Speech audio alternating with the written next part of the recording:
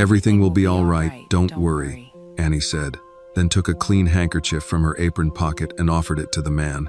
I think you might need this, sir. William stared at her as if she had spoken in a language he used to know but had forgotten. What did you say? He asked. She glanced at the untouched cup, then back at him. Annie gave him a small, steady smile. It's just a towel, sir. You don't have to fight everything tonight. William's jaw tightened. Her words hit him harder than he expected.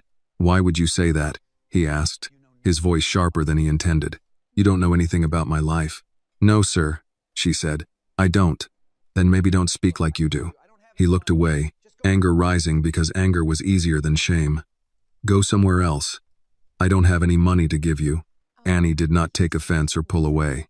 She simply held the coffee pot closer to her side and answered him in a calm, gentle voice. You misunderstood me, sir. I'm not asking for a tip. I don't know anything about your life. I know what it looks like when somebody is sitting in a room but already gone somewhere else, she said. That made him look at her again. Annie reached for the cup. This one's cold. Let me get you a fresh one. I don't want coffee. You ordered coffee. He studied her. What's your name? Annie. Annie what? Carter. William shook his head. Well, Annie Carter, I appreciate the coffee, but there are some things a person doesn't come back from, and you're too young to understand that, he added. Annie did not look offended. She only lowered her eyes for a moment, as if choosing which part of her pain she was willing to place on the table. Maybe not in the way you know it, she said. But losing everything doesn't wait until people are old enough. She pulled a napkin from her apron pocket and placed it beside his cup. My father died on a construction site when I was 12. My mother got sick when I was 15 and passed when I was 16. I signed my first lease before I knew how to cook rice without burning it. I work mornings here, take classes at night, and still get letters from offices telling me I filled out the wrong form or missed some deadline nobody explained. William said nothing.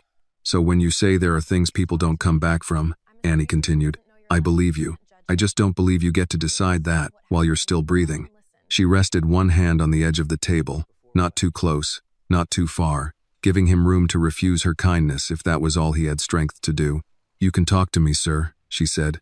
I'm a stranger. I don't know anything about you. I can't judge you for a life I haven't seen. I may not be able to solve what happened, but I can listen. The words hit him harder than sympathy would have. That was before. Before what? William looked out the window. A bus groaned to a stop at the corner, its brakes complaining in the rain. People climbed aboard with grocery bags, backpacks, work boots, tired shoulders, ordinary people going somewhere, ordinary people who still had somewhere to be. Before I understood that everything I built is gone, he said. Annie did not answer right away. She turned the cup over in her hand, walked to the counter, poured the cold coffee into the sink, and came back with a fresh cup. Steam rose between them. She set it down gently. Everything? William looked at the steam. My company, my name, my reputation, maybe my freedom, if the lawyers are right. Her expression changed then, not with fear, but with attention. But he was tired, more than tired. He was hollowed out. This morning, he said. A bank that used to beg for my business told me they may seize assets by the end of the month. My board wants me removed. The newspapers are calling me a thief. There are documents with my signature on them that I swear I never signed, but it doesn't matter because the signature looks like mine. Annie's fingers tightened around the handle of the coffee pot. And the man who could explain it, William continued. The man I trusted with every number, every account, every detail, has disappeared. What's his name? William gave a tired smile. That's not something you need to carry. I carry plates for 12 hours some days, she said. A name won't break my wrist. For the first time that day, he almost smiled for real. Jonathan Pierce, he said. My chief financial officer. My friend. 20 years. Friends can hurt worse than strangers, she said. The sentence was too simple to argue with. He lowered his eyes. Now those same hands could not hold a coffee cup steady. I'm 50 years old, he said. I have spent half my life building Whitmore Development. I thought I knew the people around me. I thought I knew the business. Now I find out I may have been signing whatever they put in front of me like a fool with a fountain pen. Annie leaned against the edge of the booth across from him, not sitting, not leaving. Did you lose your hands? He frowned. What? Your hands. Did you lose them?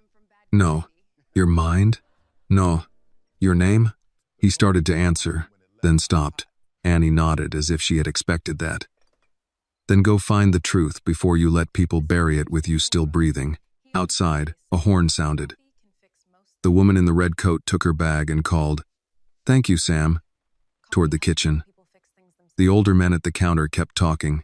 The world did not pause for William Whitmore's ruin. Maybe that was the insult. Maybe it was the mercy. He reached for the coffee and took a sip. It burned his tongue, but he welcomed the pain because it was real and small and honest. Annie watched him. Better hot, isn't it? He gave a weak breath. Slightly. That's a start. He looked up. You talk to all your customers this way? Only the ones who look like they're about to let a cold cup of coffee make the final decision. That time, he did laugh. Quietly, painfully, but it was a laugh. From behind the counter, an older black man with a gray beard and a white towel over one shoulder called out, "Annie, you bothering that gentleman?" "No, Mr. Brooks," she called back. "I'm saving him from bad coffee." The man grunted. "That coffee was fine when it left my pot." Annie rolled her eyes, then looked back at William. "That's Mr. Samuel Brooks. He owns the place. He thinks coffee can fix most things. And you? I think coffee helps while you fix them yourself." William let that settle. Annie saw the tired confusion on his face, the way he seemed to be staring at a door but not knowing which side of it he stood on. William stood, unsteady for a second, and buttoned his wet coat. "Annie Carter," he said, as if memorizing it. "Yes, sir. I don't know if I can fix this." "Then don't start with fixing all of it." "What do I start with?" She picked up the coffee pot again. "The next right thing." Then she added, "Start with the things they don't want you to see, and the people they forgot." William looked at her. Annie's voice stayed quiet, but there was something in it that did not bend. There may be people no one paid attention to. In fancy offices, the people being ignored sometimes hear things no one thinks they heard. He looked at the cup, the booth, the rain, and the young woman who had no reason to care whether he walked out of that diner or disappeared inside himself forever. He did not know where the truth was hiding yet. But for the first time since the scandal broke, William Edward Whitmore did not feel like a man waiting to be buried. And somewhere inside him, the first step away from the corner booth had already begun. Annie was about to turn back toward the counter when William spoke again. "You said everything will be all right." She stopped with the coffee pot still in her hand and looked over her shoulder. "Yes, sir," she said, giving him a small smile. "That's right." William studied her as though he were trying to find the part of her that believed such a thing without proof. "What if you're wrong?" Annie looked at him for a moment, not with pity, not with fear, just with the patience of someone who had learned that pain often asked questions it already knew could not be answered. "Then come back tomorrow and tell me I was wrong," she said. "But first, you have to survive until tomorrow." If Annie's words touched your heart, please like this video, comment where you are watching from, and subscribe to the channel for more emotional and inspiring stories like this. She shifted the coffee pot against her hip and gave him a gentle nod. "Good night, sir." William hesitated for 1 second. "William," he said. "My name is William." Annie smiled, warmer this time. "Good night, Mr. William." The words stayed with him after she walked away. He ignored every message and called Rebecca. She answered on the second ring. "William? Where have you been? I've been trying to reach you for hours." "I want every document with my signature on it," he said. There was a pause. "What? Not summaries, not reports. Every document. Original files, timestamps, access logs, hospital records, board approvals, everything." "William, slow down. Where are you?" "Chicago. Somewhere west of downtown." "That's not important." "It is important if the press finds you before I do." "The press can wait. Your board won't. The emergency meeting is tomorrow morning, and the bank's attorneys sent another notice an hour ago. I saw enough of the messages. Then you understand how serious this is." "No," William said, watching a bus throw dirty water against the curb. "I understand now that I let other people tell me what serious meant."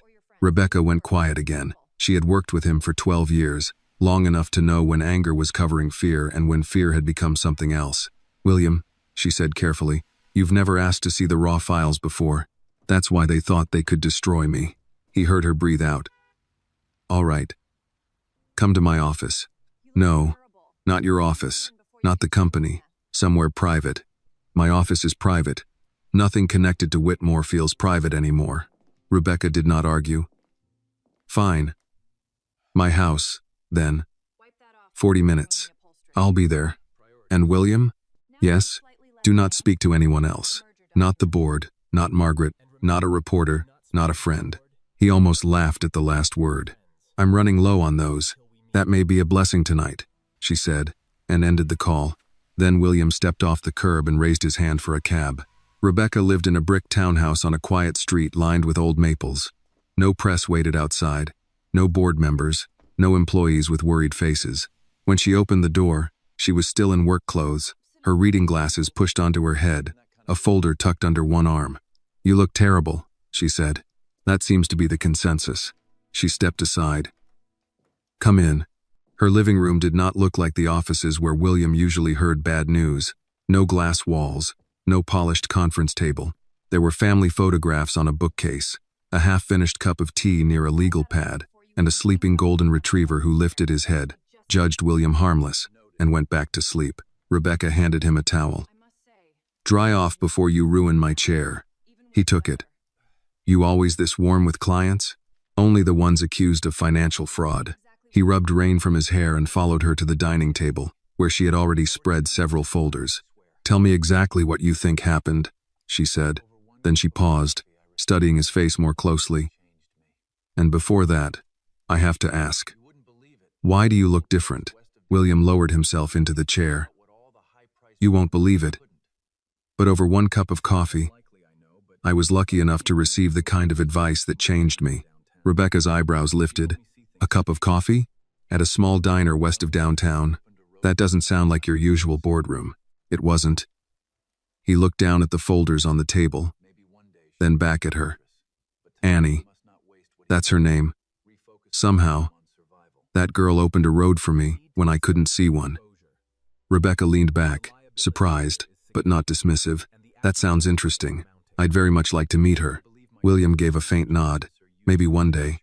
Tonight, I need to make sure I don't waste what she gave me. For a moment, he had no answer to Rebecca's first question. He knew headlines. He knew accusations.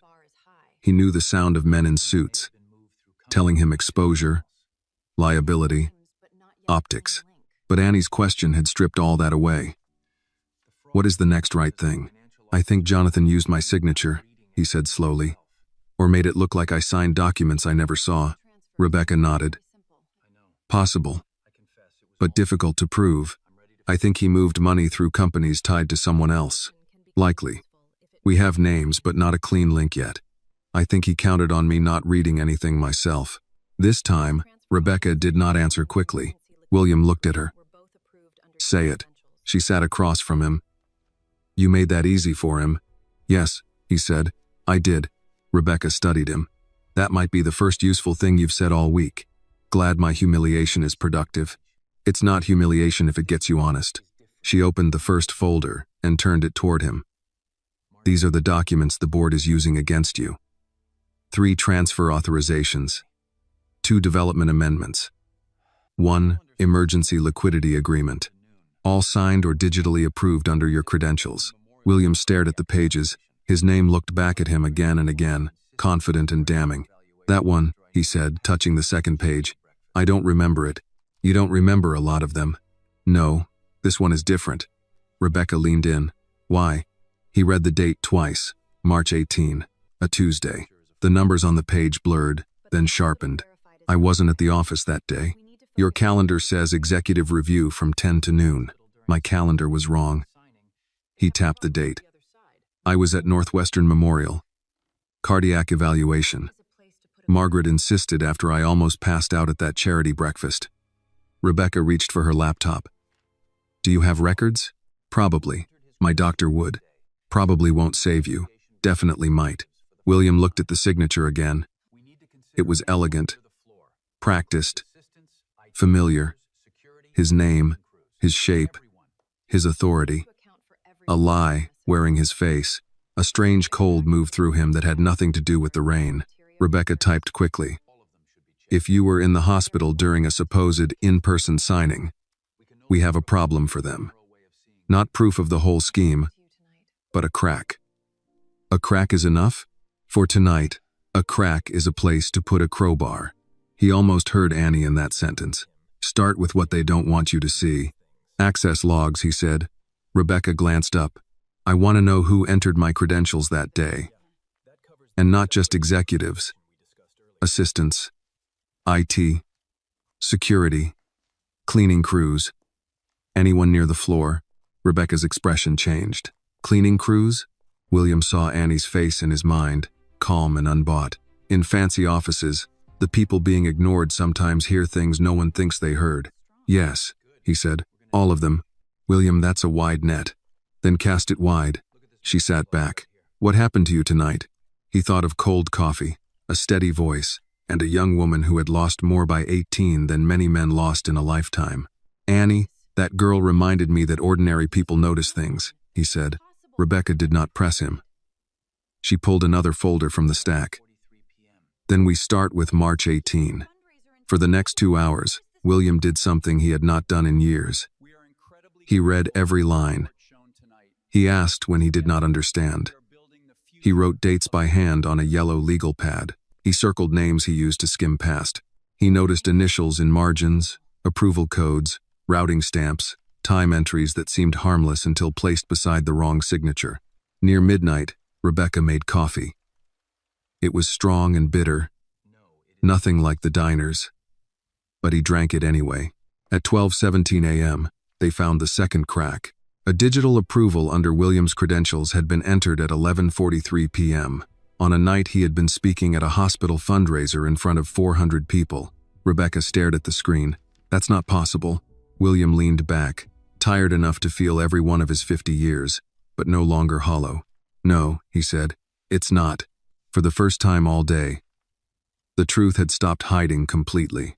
The next morning, while William was still sitting at Rebecca's dining table with red eyes and a legal pad full of dates, Annie Carter was unlocking the side door of Brooks' Diner before sunrise.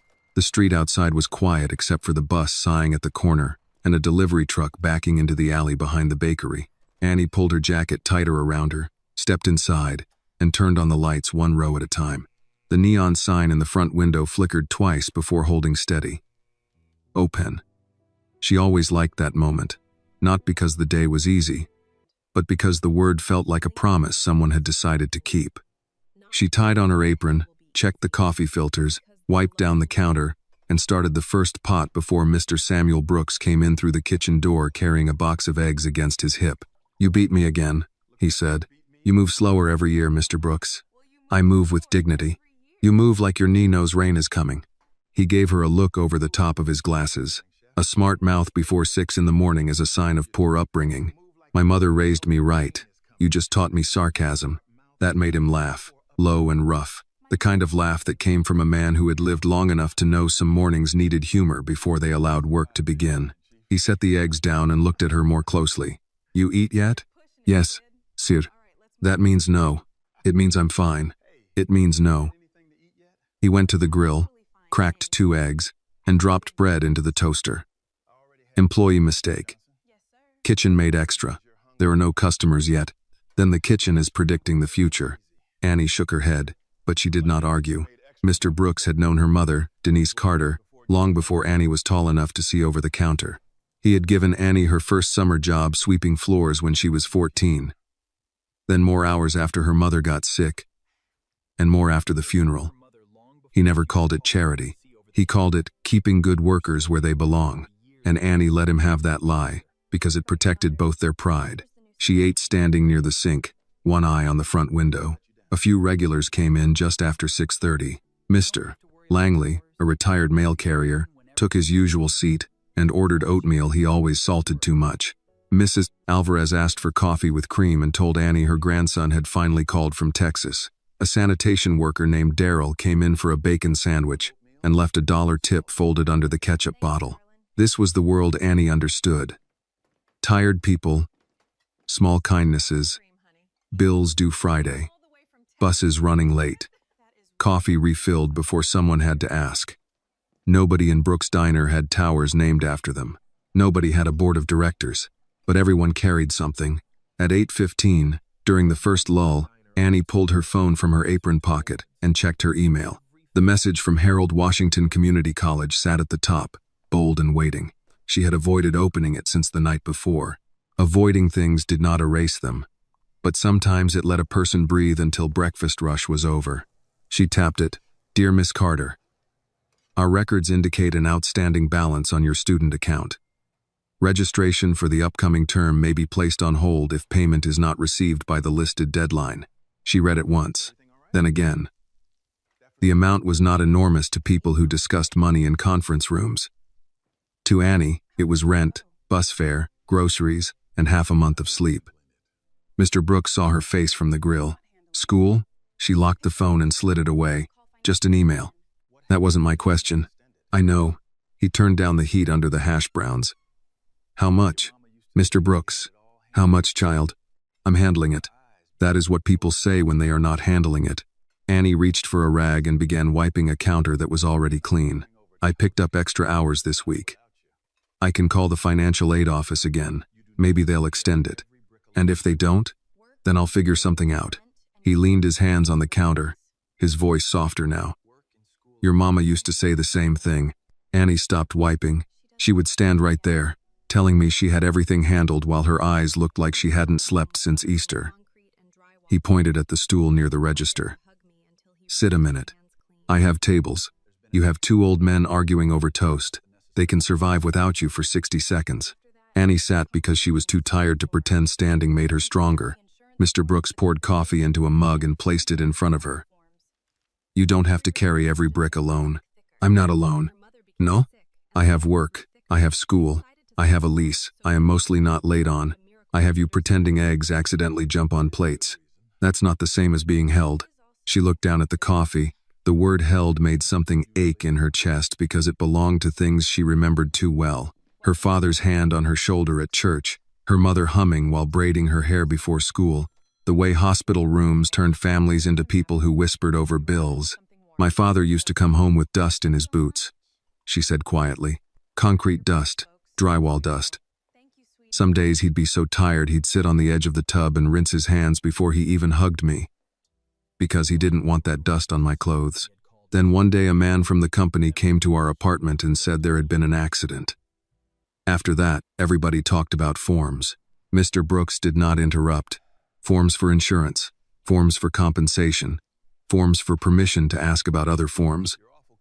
My mother kept a folder under her bed, and every time somebody said no, she put another paper in it. Then she got sick, and the folder got thicker. Annie rubbed her thumb along the handle of the mug. I think that's when I decided I wanted to study law. Not because I like arguing, because people like us shouldn't need a miracle to understand what we're signing. Mr. Brooks nodded once, slow. That is a good reason. It's also an expensive reason. Good reasons usually are. The bell over the front door rang, and Annie rose before he could say more.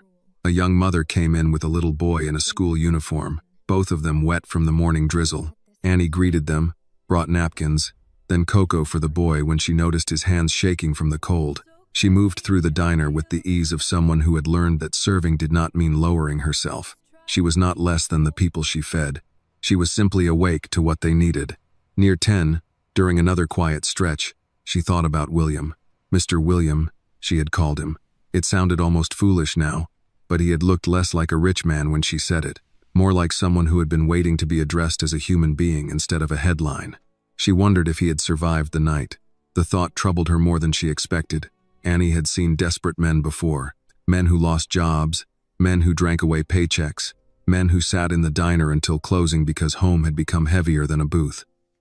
But William's despair had been different. It had the silence of a man ashamed to still be alive while his name burned in public. At 11:30, Mr. Brooks slid a plate of meatloaf special under the warmer and glanced at her. You keep looking at the door. No, I don't. You do. I'm checking customers. The door is not a customer. She gave him a look. You always this nosy? With people I love, yes. Annie lowered her eyes so he would not see how much that word mattered. Her phone buzzed again. This time it was her landlord, a short message with no greeting. Rent increase notice takes effect next month. Call office with questions. She stared at it until the letters blurred. Then she put the phone away, straightened her apron, and picked up the coffee pot. Mrs. Alvarez raised her cup from the counter. "More coffee, sweetheart?" "Yes, ma'am," Annie said, smiling because service had taught her how to keep her sorrow from spilling onto other people's plates. As she poured, she remembered her mother's voice as clearly as if Denise Carter were standing beside her. "Never let pain make you cruel."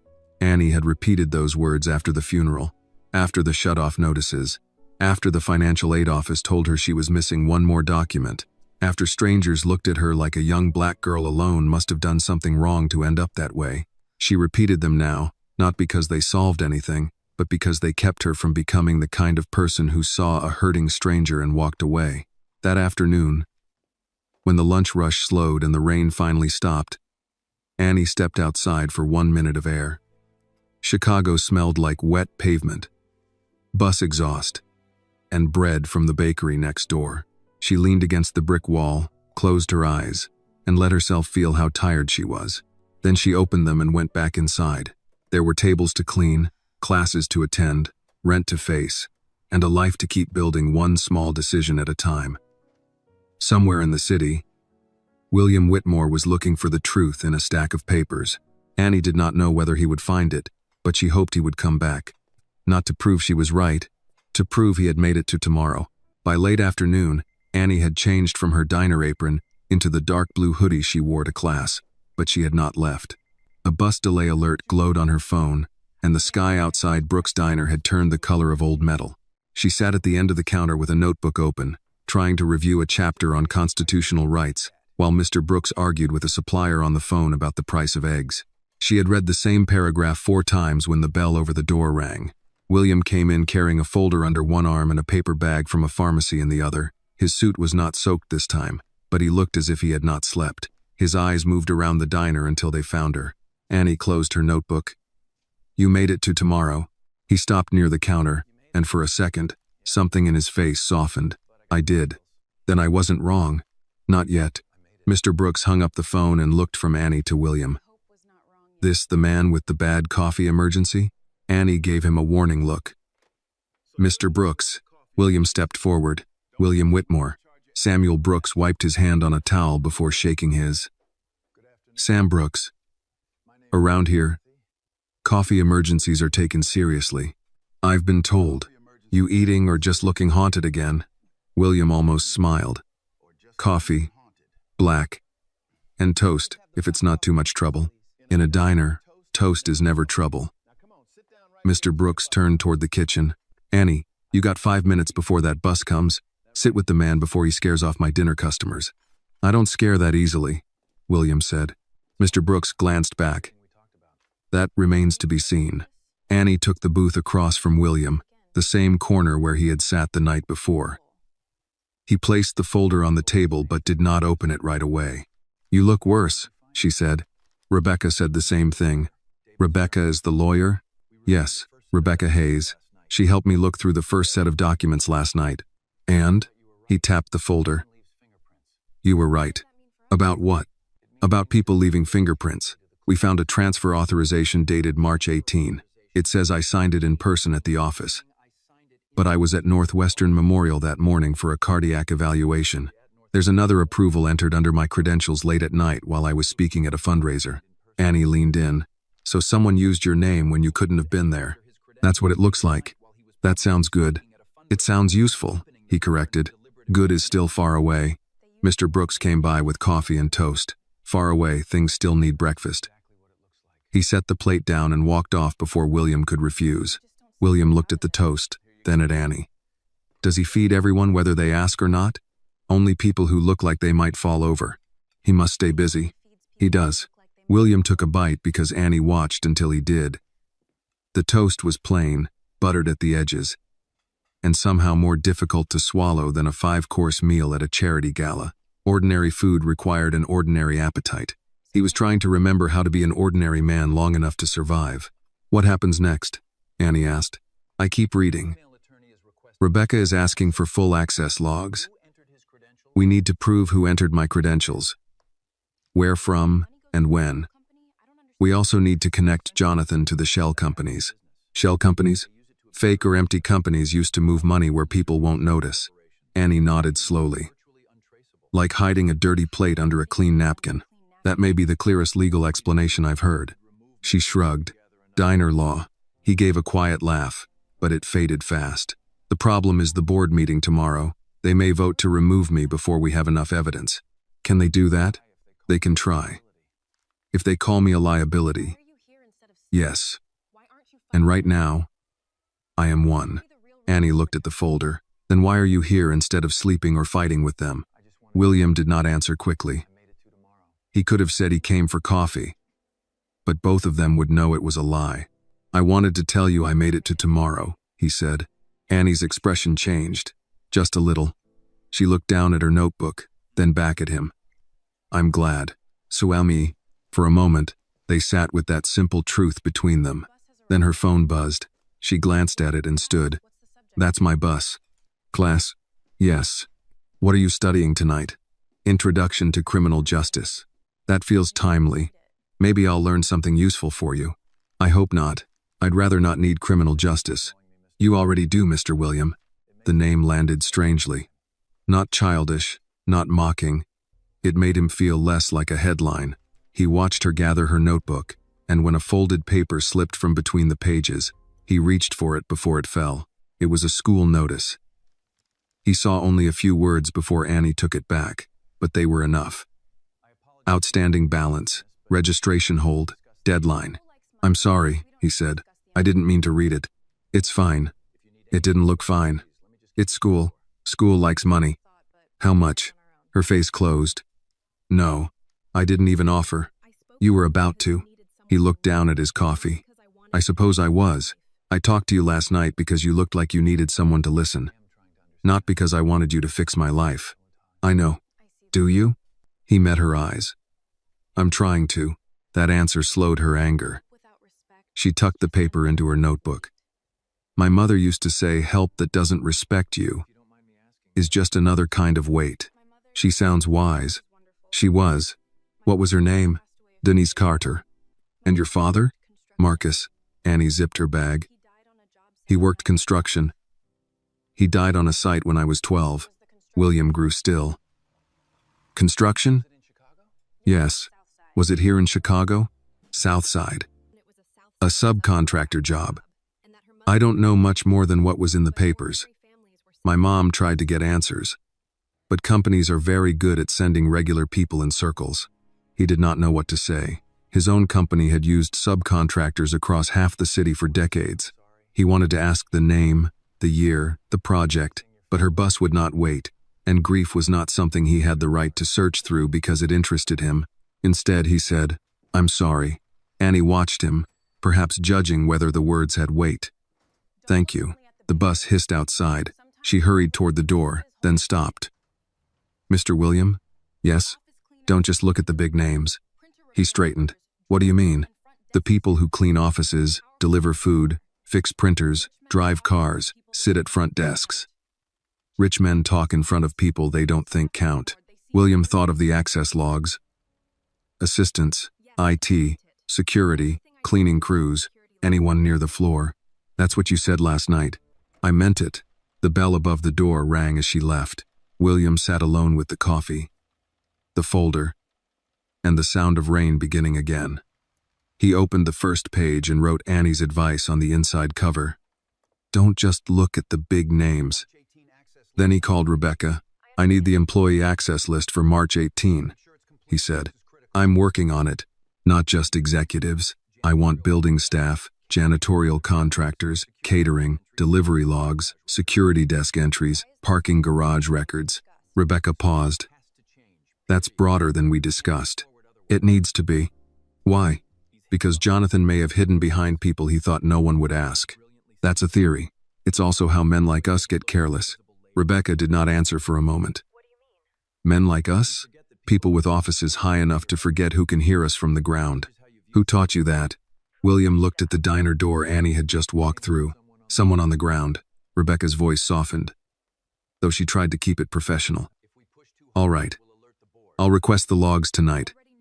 But if we push too hard, the board will know we're looking. They already know I'm bleeding. Let them worry that I'm still standing." After they hung up, William forced himself to eat the rest of the toast. It had gone cold, but he ate it anyway.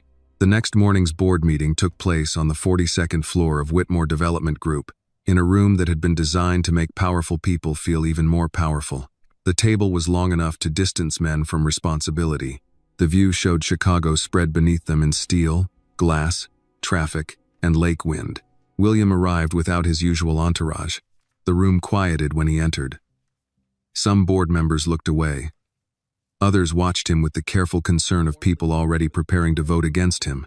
At the far end, the interim compliance officer arranged papers as if paper could protect everyone from shame. Charles Wentworth, the oldest board member, cleared his throat. "William, given the severity of the allegations, we need to discuss temporary removal of your executive authority." "Temporary," William said, taking his seat. "That's a polite word. It is a necessary one." A woman from the risk committee leaned forward. "The banks are concerned. Our partners are concerned. Public confidence is collapsing." "So is the truth," William said. "And everyone in this room seems willing to let it fall as long as it falls on me."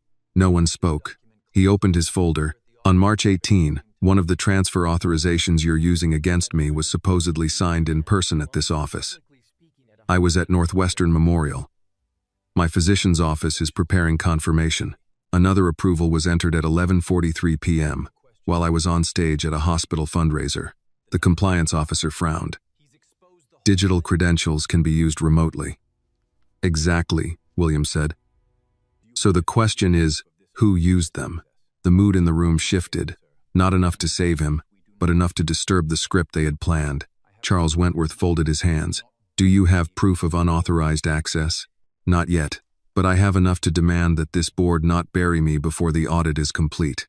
"And if we proceed with temporary removal?" William looked around the table. For the first time, he noticed who was nervous, who was impatient, who avoided his eyes at the mention of March 18. "Then you'd better make sure your own signatures are clean," he said. That landed. By noon, the board delayed the vote for 48 hours. It was not victory. It was time. Time was all Annie had told him to survive for. When William stepped into the elevator, his phone buzzed with a message from Rebecca. "We got partial access logs. You need to see this." He stared at the words as the elevator descended. Somewhere between the 42nd floor and the lobby, William realized the next right thing had become a trail. And this time, he intended to follow it all the way down. Rebecca's message waited on William's phone like a match held too close to dry paper. "We got partial access logs. You need to see this." He read it twice before the elevator reached the lobby. The doors opened onto polished marble, security desks, glass walls, and employees pretending not to look at him. 2 days ago, they would have nodded with practiced respect. Now their eyes moved away too quickly, as if accusation might spread by contact. William crossed the lobby without stopping. Outside, a black SUV idled near the curb, but he had not called for it. His driver, Paul, stepped out anyway. "Mr. Whitmore," Paul said, holding the rear door open. William paused. "Who told you I was here?" "Your assistant, sir. She thought you might need a ride." For a moment, William heard Annie's voice. "Don't just look at the big names. Rich men talk in front of people they don't think count." William looked at Paul more carefully. He was in his late 50s, gray at the temples, with the steady posture of a man who had spent years waiting outside buildings while other men made decisions inside them. "Paul, how long have you driven for me?" 7 years next month, sir." "And how many times have you waited in the garage while Jonathan Pierce came and went?" Paul's face changed, but only slightly. "Many times." "Did he ever use my car?" "Not without you, sir." "Did he ever ask you not to log a pickup?" Paul looked toward the building, then back at William. "Once or twice, he asked me to wait around the corner instead of the main entrance. Said reporters were nearby." "When?" "I'd have to check my notes." "You keep notes?" "Yes, sir." "Pickup times, locations, mileage." "Old habit. My father drove a cab for 30 years. He used to say a man who drives for a living should trust the road but write down the turns. William felt the first small tug of possibility. Do not give those notes to anyone but me or Rebecca Hayes. Paul nodded. Is something wrong, sir? William almost gave the old answer. It's being handled. Instead, he said, yes. And I should have asked people like you sooner. Paul did not smile. He only closed the SUV door and lowered his voice. Then you should ask the night guard too. William stilled. Which night guard? Eddie Morales. Works the south entrance. He sees more than the cameras do. Before William could ask more, his phone rang. Rebecca, where are you? She asked. Outside the tower. Come to my office now. The logs are incomplete. But there's something strange. I'm on my way. And Rebecca? What? Add Paul Henson and Eddie Morales to the list of people we need to speak with. A pause. Who are they? My driver and the night guard. William, Annie was right. We've been looking at the top floor while the truth may have walked through the garage. Rebecca exhaled. Fine. Bring whatever you can. Her office felt different in daylight. The rain had stopped, and the city outside her windows looked washed but not clean. Rebecca had 3 monitors open and papers spread across the conference table. Her assistant, a young paralegal named May, left as soon as William entered, closing the door behind her. Rebecca pointed to the screen. March 18. Your credentials were used at 10:42 a.m. for the transfer authorization. The system marked it as an executive terminal login from your office suite. I was at Northwestern. I know, that's the first crack. But look here. She zoomed in. The login came through your office terminal, but the badge entry attached to the suite belongs to a temporary facilities pass. Facilities? Cleaning contractor. Not an employee badge. The name attached is Luis Ramirez. But the contractor says Luis was not scheduled that morning. So someone used his pass, or cloned it, or the record was altered. Rebecca clicked again. Now the 11:43 p.m. digital approval from the fundraiser night. Same pattern. Your credentials, different access point, routed through an internal device that should not have had executive permission. Whose device? That's the problem. The device ID was wiped. William's jaw tightened. Jonathan. Likely, but likely won't hold in court. He walked to the window, then turned back. What about the security cameras? March 18 cameras outside your suite were down for maintenance from 10:20 to 11:05.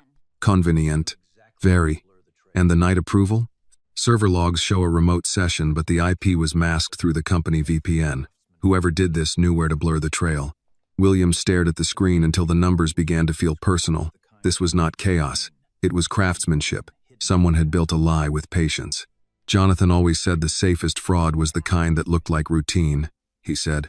Rebecca looked up. He said that to you? At a dinner years ago. He was talking about a competitor's scandal. I thought he was being clever. He was telling you how he thinks. William sat, and for the first time since morning his exhaustion showed. He knew I wouldn't read the logs. He knew the board would panic. He knew the banks would protect themselves. He knew Margaret would come after what was left. Rebecca's face tightened at Margaret's name. Her attorney called again. Of course he did. She wants assurance that any remaining marital asset claims are preserved before the company enters receivership. William gave a humorless laugh. The house burns and she wants to know which room still belongs to her. I'm not defending her. I'm telling you she's another pressure point. She always was. Rebecca leaned back. We need hospital confirmation. Fundraiser footage, full access logs, badge records, and someone willing to say Jonathan manipulated procedure. Paul keeps notes.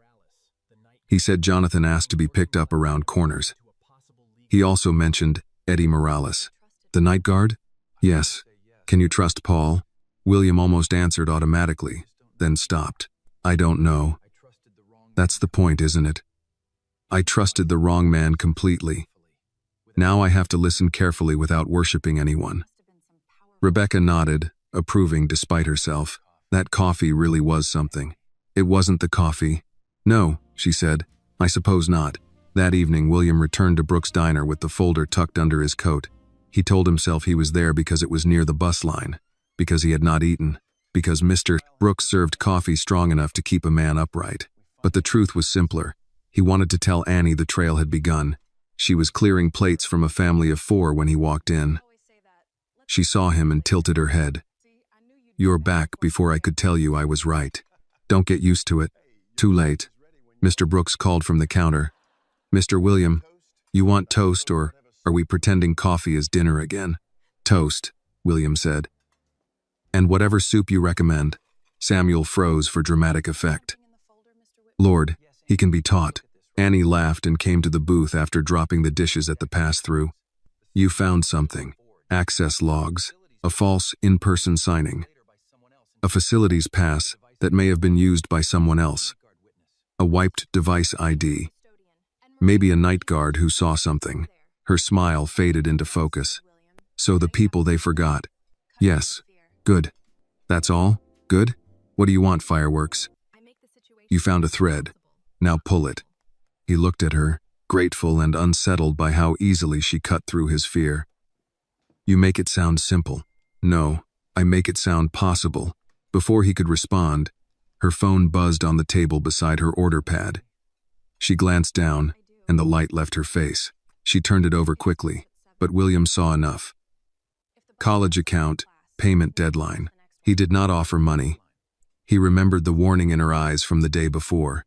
Instead, he asked, "Do you have class tonight?" "If the bus comes. And if it doesn't, I'll catch the next one. And if the deadline comes?" She looked at him then. "Careful, Mr. William. I'm not trying to fix it." "Then what are you trying to do?" "Understand what it costs you to keep going." That disarmed her more than an offer would have. She sat across from him, tired enough to be honest. "It costs sleep," she said, "and sometimes lunch, sometimes pride. When I have to ask an office to explain a form like I'm 5 years old. Sometimes it costs pretending I'm not scared." William nodded slowly. "And still you told me to survive until tomorrow. People can be scared and still tell the truth." He thought of Paul, Eddie Morales, Luis Ramirez, and a company full of people he had passed for years without seeing. "I need to talk to a night guard," he said. "Eddie Morales." Annie's expression shifted. "Then don't go in sounding like a billionaire." "How does a billionaire sound?" "Like time belongs to him." That one hurt, but he accepted it. "How should I sound?" "Like you're asking, not collecting." Mr. Brooks arrived with soup and toast. "Best advice in this building, and she gives it away for free." Annie stood. "Not free. He has to use it." William watched her return to work. For a moment, the noise of the diner settled around him. Plates, coffee, soft voices, the ordinary music of people surviving another day. He opened his folder and wrote another line beneath the first. "Ask, don't collect." At 9 that night, William stood at the south entrance of Whitmore Tower, not in the executive lobby but near the loading dock where delivery vans came and went. Eddie Morales sat behind a battered desk with a small TV playing a muted basketball game. He looked up, startled. "Mr. Whitmore?" William kept his hands visible and his voice low. "Mr. Morales, I'm sorry to bother you at work. I need to ask you about March 18. Eddie's eyes moved toward the camera in the corner. William noticed. "Not here then?" The guard swallowed. "I didn't say that. No. But you looked at the camera before answering." Eddie said nothing. William pulled a chair from the wall and sat down, not across the desk like a boss, but beside it like a tired man asking directions. "I'm not here to collect anything from you," he said. "I'm asking." Eddie studied him for a long moment. Then he reached under the desk, took out a small spiral notebook, and placed one hand over it. "I wondered when somebody would finally ask," he said. William felt the trail tighten in his hands. Eddie Morales did not open the notebook right away. His hand stayed on the cover. Fingers spread, as if the little spiral pad were a door he had been guarding longer than the building itself. William waited. The old version of him would have filled the silence. He would have leaned forward, asked for names, dates, proof, anything useful. Tonight he remembered Annie's warning. Ask, don't collect. Eddie looked toward the loading dock window.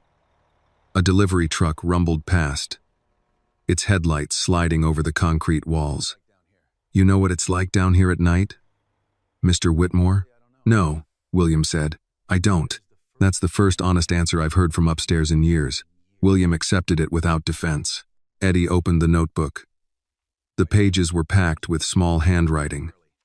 Times, license plates, visitor names, weather notes, elevator outages, maintenance calls. My wife says I write too much. I tell her a building talks if you listen long enough. What did it say on March 18? Eddie turned several pages. That morning, cameras on 42 were marked for maintenance. That was strange because maintenance usually comes through me first when they need after-hours access or restricted floor clearance, but this was put in as an executive service request.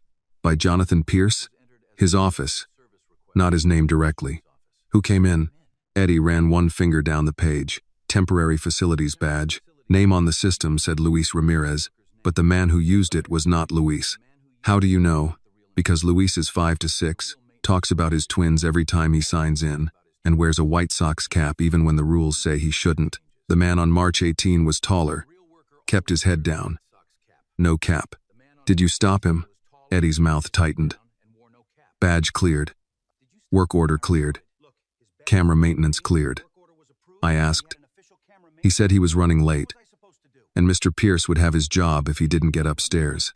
Men down here hear that kind of thing and think about rent. William looked at the notebook. Did you write anything else? Eddie turned the pad toward him. Beside the entry was a note. Not Luis? Gray coat. Left 10:58. Met J.P. car south curb. J.P. car, William said. Blacktown car. Not yours. I wrote the plate. William felt his pulse move in his throat. Eddie, would you tell this to my attorney? The guard looked at him, then looked again toward the camera. I got 14 months to retirement. My daughter's in nursing school. If I lose this job, I don't bounce back like you people do. You're right, William said. You don't. That's why I won't ask you to stand alone. Eddie studied him for a long time. You sound different than you do in the lobby. I'm learning I should have come through this door years ago. That seemed to reach him more than any promise. Eddie tore out a copy sheet from the back of the notebook, wrote the plate number again, and slid it across. Don't use my name until your lawyer can protect it. I won't. And, Mr. Whitmore? Yes? If Mr. Pierce did what I think he didn't do it once. William folded the paper carefully. That's what I'm afraid of. At Rebecca's townhouse, the plate number changed the room. She ran it through a private investigator before midnight. The car belonged to a corporate transport service often used by Whitmore executives, but the bill for March 18 had been charged to a consulting account tied to Northline Holdings, one of the shell companies already on Rebecca's list. Rebecca stood with both hands on the back of a chair. This connects Jonathan's orbit to the false signing. Orbit isn't enough. No, but it's closer. William rubbed his eyes. Eddie thinks there were more. There probably were. Fraud likes practice. His phone buzzed. He expected another attorney. Maybe a board member. Instead, it was a text from an unknown number with a photo attached. William opened it and went still. The photo showed him in Brooks' diner, sitting across from Annie. It had been taken through the window. Below it was a message. Nice story. Careful who you drag into it. Rebecca came around the table. What is it? He handed her the phone. Her face hardened. When was this taken? Tonight. Someone followed you. No, William said, feeling the shame hit before the anger. Someone followed her. Rebecca zoomed in on the image. We need to keep her out of this. She's already in it because of me. William, listen to me. If Jonathan knows you're emotionally connected to this girl, he may use that. Publicly, privately, both. She's 18. That won't stop him. It may make it easier. They'll call her paid, coached, manipulated. They'll make her life harder before they ever touch yours. William heard the man in the diner again, the sneer Annie had endured before it even happened in public. Girls like me can be bought. I have to warn her. Do not text anything detailed. Assume your phone may not be clean. William stood. Then I'll go. At 1 in the morning? She opens before sunrise. Rebecca reached for her coat. I'm coming with you. Brooks' diner was closed when they arrived. The neon sign dark, chairs turned upside down on the tables. A narrow light glowed from the kitchen. Mister, Brooks opened the back door after 3 knocks, holding a rolling pin like a weapon. Somebody better be dying, he said, then saw William's face. Lord, What now? I need to speak with Annie. She's not here. She's home. Is she safe? Mr. Brooks lowered the rolling pin. Why are you asking me that? Rebecca stepped forward, professional and calm. Mr. Brooks, I'm Rebecca Hayes, William's attorney. Someone took a photograph of Annie with him tonight and sent it as a threat. The old man's eyes lost all humor. Come in. Inside, the diner smelled like bleach, old coffee, and cooling pie. Mr. Brooks locked the door behind them. Annie lives 6 blocks from here. She walks sometimes when the bus runs late. William's stomach tightened. At night? She's been doing it since her mama passed. Don't look at me like I approve. I offer rides. She says she can manage. Call her, William said. Mr. Brooks did.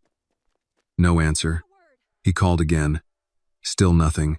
Rebecca's voice stayed even. Does she silence her phone for sleep? Sometimes, but not when I call twice. William was already moving. Where? Mr. Brooks grabbed his coat. I'm driving. They found Annie 3 blocks from the diner, walking fast with her hood up and a backpack tight against one shoulder. A dark sedan rolled slowly half a block behind her without headlights. When Mr. Brooks turned sharply onto the street, the sedan sped away.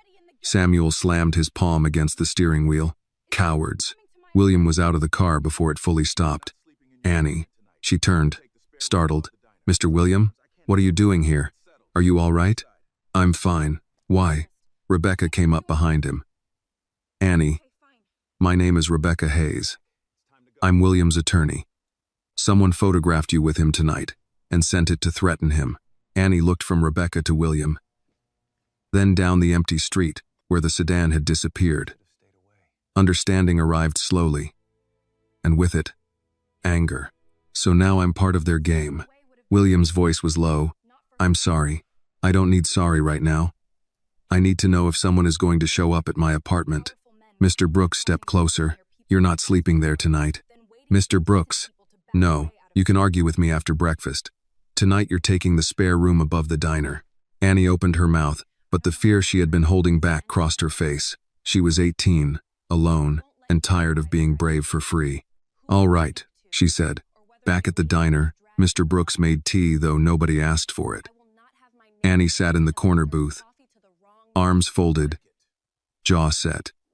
William sat across from her, but left enough space between them for her anger. I should have stayed away, he said. That would have been easier for you. No, for you. She looked at him. Men like Jonathan count on that too, don't they? Make trouble near people with less power, then wait for everyone decent to back off out of guilt. Rebecca watched Annie with new interest. William said, I don't want you hurt because of me. I don't want to be hurt because of anyone. But I also don't want men like that deciding where I can sit, who I can talk to, or whether my name gets dragged through mud because I served coffee to the wrong man. Mr. Brooks placed tea in front of her. Drink. She took the cup, hands tight around it. I have a tuition deadline in 2 days, rent going up next month, and now some car is following me because a rich man's friend got greedy. I am allowed to be mad. Yes, William said. You are. That answer took some of the fight from her shoulders. Rebecca leaned forward. Annie, you don't owe us anything, but I need to ask if you noticed anyone watching the diner tonight. Any unfamiliar customers? Parked cars? Someone asking about William? Annie thought for a moment. A man came in around dinner. Gray coat, baseball cap. Didn't eat. Asked if the gentleman from last night had come back. I told him we get lots of gentlemen. Mr. Brooks grunted. That's my girl. Did he pay cash? Rebecca asked. Bought coffee, left exact change, sat near the window. William and Rebecca exchanged a look. Annie saw it. What? Eddie Morales described a man in a gray coat using a facilities badge on March 18, William said. The room went quiet. Annie set down her tea.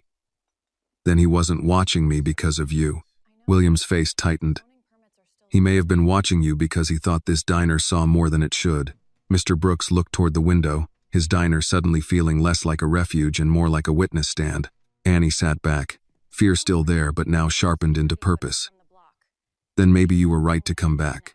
William looked at her, at Mr. Brooks, at Rebecca, and understood that the investigation had crossed a line. It was no longer just documents, signatures, and boardroom betrayal. The people no one noticed were not only witnesses, they were now targets. Rebecca closed her notebook. Tomorrow morning, we pull security footage from this block.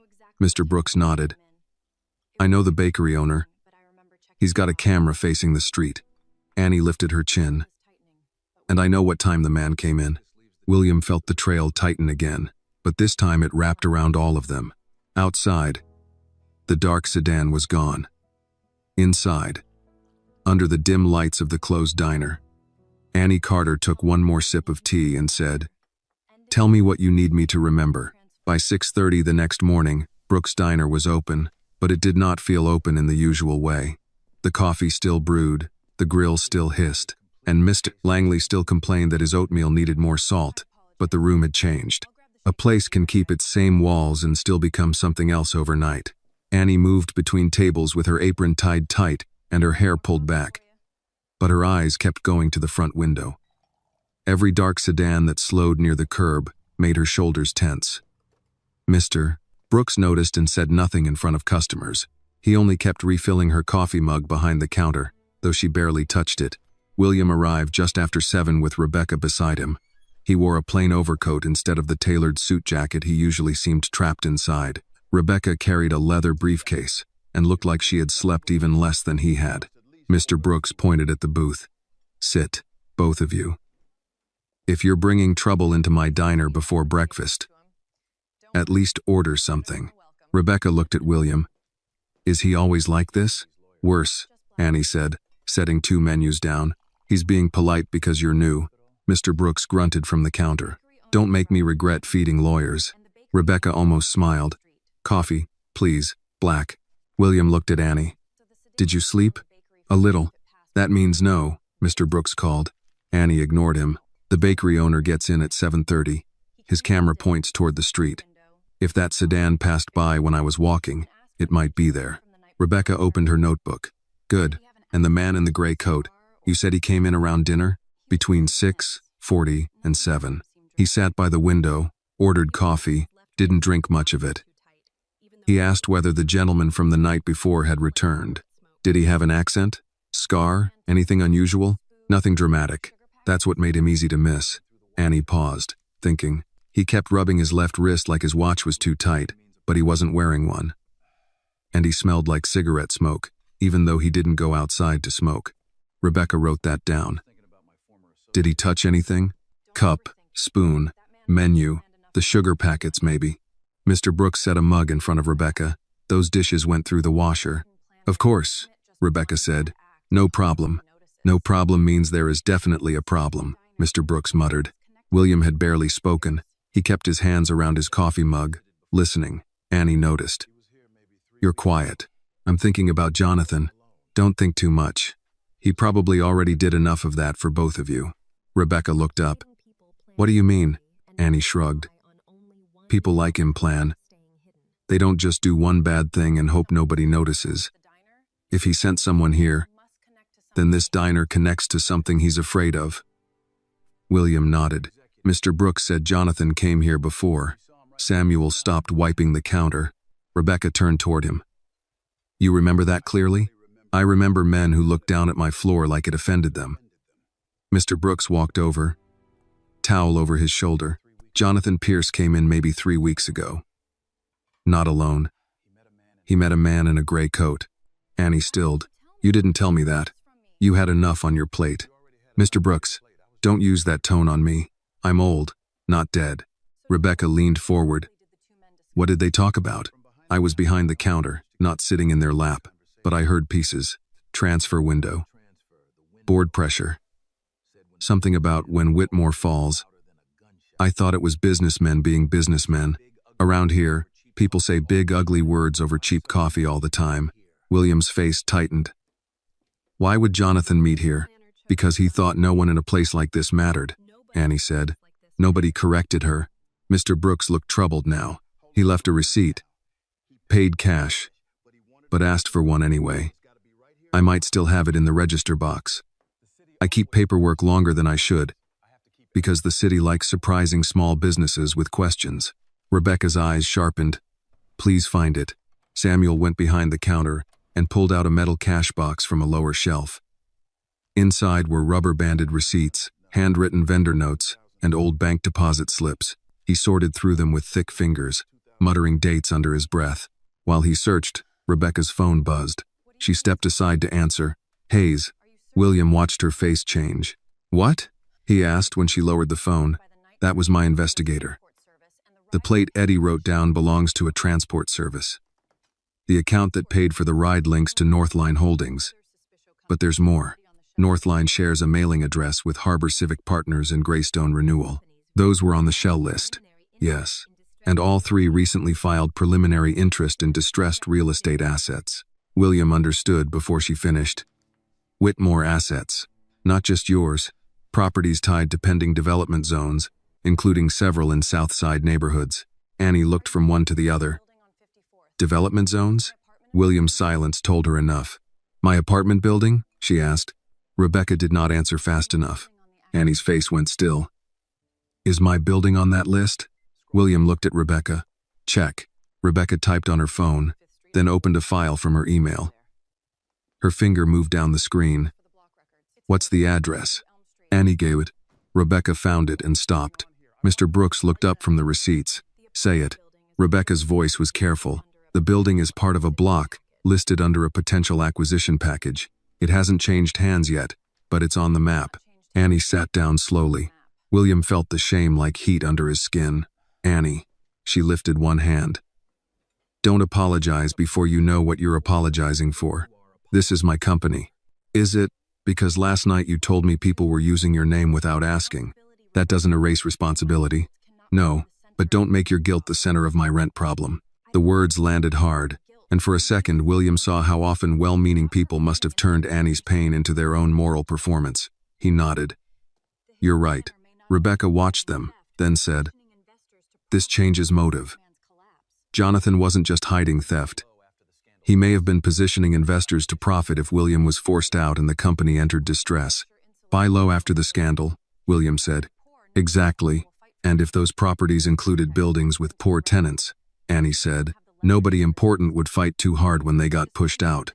Rebecca did not soften the truth. "That may be the plan." Mr. Brooks suddenly slapped a receipt onto the table. 3 weeks ago. 2 coffees. 1 slice of pecan pie. Paid cash. Receipt printed 8:12 p.m. William looked at it. Jonathan hated pecan pie. Then Gray Coat ate it, Mr. Brooks said. Rebecca took a photo of the receipt. "This helps establish the meeting, but we need footage." "The bakery," Annie said, standing. William stood too. "I'll come." "No," Annie said. He stopped. "If you walk in with me, Mrs. Kowalski will ask why a man in a rich coat is following me around at breakfast. Then she'll call her sister, and by lunch the whole block will think I'm in trouble or engaged." Mr. Brooks snorted. "She's not wrong." Rebecca closed her notebook. "I'll go with her." Annie gave her a look. "You're a lawyer in a rich coat. I can take it off. Still a lawyer. Fair." Mr. Brooks took his keys from the hook. "I'll go. Mrs. Kowalski likes me. She tolerates you because you buy rolls. Same thing at my age." 10 minutes later, Annie and Mr. Brooks crossed to the bakery, while William and Rebecca waited in the diner. Waiting felt harder than doing. William looked at the regular customers, the cracked vinyl stools, the laminated menus, the tip jar with a handwritten sign for a local school fundraiser. Jonathan had come here because he believed places like this were invisible. William had lived too long benefiting from the same blindness, even when he had not meant harm. Rebecca sat across from him. "You're thinking too loud. I built projects on maps, blocks, parcels, zones. I don't think I always saw homes. That realization won't help unless you act on it." "I know. Good. Guilt is useless unless it becomes evidence or repair." He looked at her. "Is that legal advice?" "It's middle-aged advice. Much more expensive." The bell over the door rang. Annie and Mr. Brooks came back with a flash drive in Annie's hand. "Mrs. Kowalski had the footage," Annie said, "and she wants you to know, Mr. Brooks, that your last check for rolls cleared late." Samuel frowned. "That woman remembers everything except mercy." Rebecca took the drive. "Let's see it." Mr. Brooks turned the small television behind the counter toward them while Rebecca connected her laptop. The footage was grainy, but clear enough. There was the street 3 weeks ago, wet from rain, cars passing. At 8:06 p.m., Jonathan Pierce entered Brooks' diner. At 8:09, a man in a gray coat followed. At 8:47, both exited separately. Jonathan paused near the curb. The gray-coated man handed him an envelope. William leaned closer. "Freeze that." Rebecca froze the frame. The man's face was turned partly toward the bakery window. Annie inhaled. "That's him. The man from last night." Rebecca saved the frame. Now we have him meeting Jonathan before the scandal and watching the diner after William came here. William's phone buzzed again. Another unknown message. This time there was no photo, just words. "Stop digging, or the girl loses more than school." The room went silent. Annie read it over his shoulder before he could hide it. Her face paled, but she did not step back. Mr. Brooks swore under his breath. Rebecca took the phone from William. "We document this and call the police." William looked at Annie. "You need protection." Annie's fear flashed into anger. "I need those men exposed." "You need both," Rebecca said. Annie looked at the frozen image on the screen. The gray coat, the envelope, Jonathan Pierce pretending his hands were clean. Then she looked at William. "You said your company might take my building. If Jonathan gets what he wants, yes. And if you win?" William did not answer like a billionaire. He answered like a man who had finally learned the weight of being believed. "Then the first thing I do is make sure no one uses my name to throw people out of their homes." Annie held his gaze, testing the promise for cracks. "All right," she said. "Then let's keep digging." William looked at the frozen frame again. Jonathan had thought the diner was beneath notice, the staff beneath memory, the neighborhood beneath power. But the receipt, the bakery camera, the night guard, the driver, Annie's sharp eyes, all of it had begun to gather around him. For the first time, William could see the shape of the trap. And for the first time, Jonathan Pierce was no longer the only one setting one. By noon, Rebecca had turned the back table of Brooks' diner into a temporary war room. Her laptop sat between a napkin dispenser and a basket of sugar packets. William's phone lay face up inside a clear plastic bag from Mr. Brooks's supply closet because Rebecca did not want anyone touching it again until the threatening message was documented. Annie stood near the counter with her arms folded, pretending she was calm, while her eyes kept returning to the words on the screen.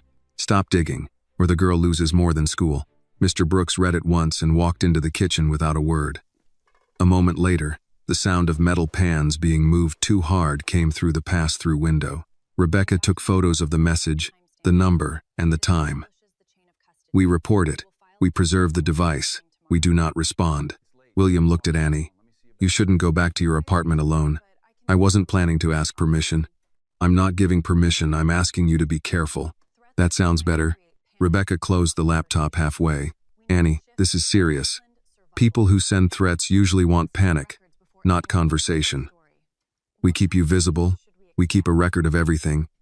And we make sure no one can twist the story first." Annie looked at her. "Twisted how?" Rebecca did not soften her answer. "A billionaire accused of fraud seen with a young black waitress. Now threats. Now housing tied to the company. If Jonathan's people are smart, they won't only scare you, they'll try to make the public doubt you." Annie gave a short laugh with no humor. "That won't be hard. People already doubt girls like me before we open our mouths." William's jaw tightened.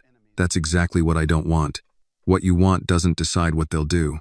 Mr. Brooks came back with 3 plates, though no one had ordered. Eggs, toast, fried potatoes. He set one in front of Annie first. "Eat." "I'm not hungry." "Neither is my patience." She stared at him, then picked up a fork. He put the second plate in front of Rebecca and the third in front of William. "You too." Nobody saves the truth on an empty stomach. Rebecca looked down at the plate. "Is this included in legal strategy?" "In this building, yes." The small exchange let the room breathe for a few seconds. Then the bell over the diner door rang, and all of them looked up. A young man in a brown jacket stepped in, holding a phone like he was already recording. Behind him, 2 more people lingered near the sidewalk, pretending to study the menu taped to the window. "Is this where William Whitmore met his little witness?" the young man asked. The room went quiet. Mrs. Alvarez, sitting at the counter, lowered her coffee cup. Mr. Langley turned slowly on his stool. Mr. Brooks stepped out from behind the counter. You ordering food? The man smiled. Just asking questions. Then ask them somewhere you plan to buy lunch. He lifted the phone higher. People deserve to know if a billionaire is paying locals to clean up his image. William stood. Rebecca touched his arm, warning him not to move too fast, not to give the camera what it wanted. Annie stepped out from behind the booth before either of them could stop her. I work here. I'm not a witness for sale. The phone turned toward her. So you admit you know him? I admit I poured him coffee. And now he's helping you with school? William took one step forward. Leave her out of this. The man grinned because that was the soundbite he wanted. So you are helping her. Annie looked at William, not angry at him, but disappointed that he had stepped into the trap so easily. Then she turned back to the phone. No, she said. He offered me nothing. And even if he had, you don't get to stand in a diner and decide that a black girl can't be kind unless somebody paid her first. The young man blinked. His grip on the phone shifted. Mrs. Alvarez spoke from the counter, her voice sharp enough to cut bread. You heard her. Now either sit down and eat or get out. Mr. Langley added. And if you're recording, get my good side. My daughter says I still have one. A few regulars laughed, not because it was funny enough, but because laughter can push back when anger might get someone arrested. The man lowered his phone a little. This is public interest. Mr. Brooks walked toward him. Public interest is meatloaf on special and coffee refills. Harassing my employee is trespassing. Rebecca stood now, calm and exact. I'm counsel for Mr. Whitmore. I'm also advising this establishment to ask you to leave. If you continue recording after being told to exit private property, we will document that too. The man looked around, realizing the room had not become the scene he wanted. No crying girl. No raging billionaire. No frightened old owner backing down. Just tired people who knew a bully when they saw one. He backed toward the door. This isn't over. Mr. Brooks opened it for him. It is for breakfast. When the door closed, Annie let out a breath she had been holding. William started to speak, but she raised a hand. I know you meant well, she said. I made it worse. You almost did. I'm sorry. I don't need you to jump in front of every insult. Sometimes that just proves to them I need a rich man to speak for me. He absorbed the correction. You're right. Rebecca watched Annie with something close to respect. You handled that well. No, I handled that like someone who has had practice. That sentence settled over the table. The video appeared online less than an hour later. Not the whole exchange, of course. The clip began with William saying, "Leave her out of this." Then cut to the young man asking whether William was helping her with school. The caption read, "Disgraced billionaire uses Southside waitress as sympathy shield." By 3 o'clock, people had found Annie's name. By 4, her college email had 3 messages from strangers. One called her a liar. One said she should be ashamed. One asked how much a billionaire paid for a diner girl's tears. She deleted none of them because Rebecca told her to keep everything. At 5, Annie's landlord left a voicemail reminding her that lease violations included activities that bring negative attention to the property. Annie played it once, face hard. Mr. Brooks was close enough to hear. That man has ignored broken heat for 2 winters, he said. Now he's worried about attention? He's worried about money. William sat across from Annie, looking at the phone like it was another forged document. This is because of me. She leaned back. No. This is because men like Jonathan know which stones to throw and who they'll hit first. Rebecca nodded. Annie's right. Guilt won't protect her. Strategy might. What strategy? William asked. We stop letting them frame her. No press conference. No emotional display. We document the threat, the fake narrative, the landlord pressure, and the connection to the acquisition map. Then we put all of that into the legal record. Annie looked at Rebecca. Can you do that? If it shows intimidation tied to witnesses or potential witnesses, yes. I'm a witness now? You saw the gray-coated man. You identified him from the footage. You received pressure after the threat. That matters.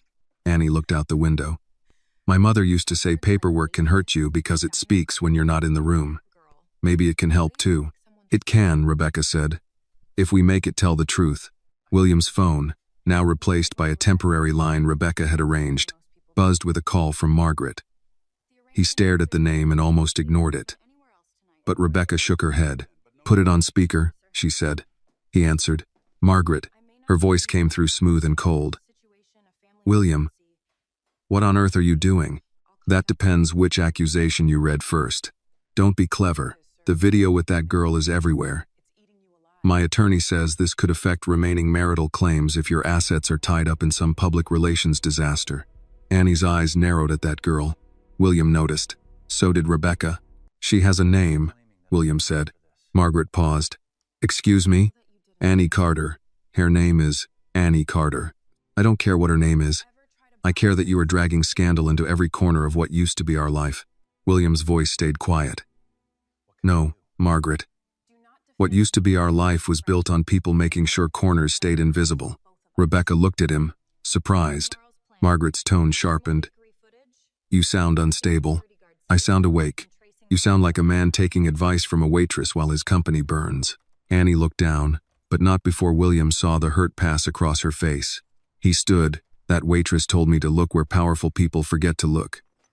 Because of her, we found a false access trail, a shell company link, a threatening message, and a man connected to Jonathan." "You cannot be serious." "I've rarely been more serious." Margaret exhaled. "Then don't expect me to go down with you. You left the boat years ago." Rebecca's eyebrows rose, but she did not stop him. Margaret ended the call. For a moment, nobody spoke. Then Mr. Brooks said from behind the counter, "I never liked her." Annie almost laughed, despite herself. "You don't know her." "I know enough." William sat back down, tired but steadier. "I apologize for that."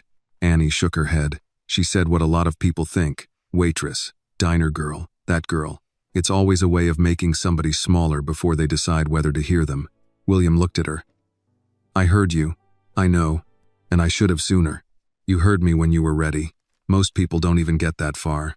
By evening, Rebecca had arranged for Annie to stay above the diner again, at least until they knew who had sent the sedan. Mr. Brooks insisted and refused argument. Annie called her professor to explain she might miss class. She did not mention billionaires, threats, or fraud. She simply said there was a family emergency, then stopped herself afterward, surprised by the word family. Later, when the diner emptied and chairs went up on tables, William stood near the front window with Annie. Across the street, the bakery camera blinked red above the awning. The neighborhood looked ordinary again, but neither of them trusted ordinary as much as they had the day before. "They're going to keep saying I paid you," William said. "Probably. I didn't." "I know. I won't." She looked at him. "Good, because the day you try to buy what I said to you, it stops being true." He nodded.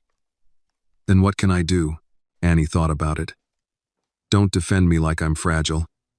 Defend the truth, like it matters to both of us."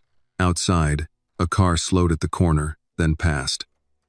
William watched until its taillights disappeared. Tomorrow, Rebecca called from the booth. "We speak to the bakery owner formally, get Eddie's statement protected, and start tracing the man in the gray coat." Mr. Brooks locked the front door and turned the sign to closed. Annie picked up the last cup from the counter. Her hands were steady now. William noticed and said, "You're not scared?"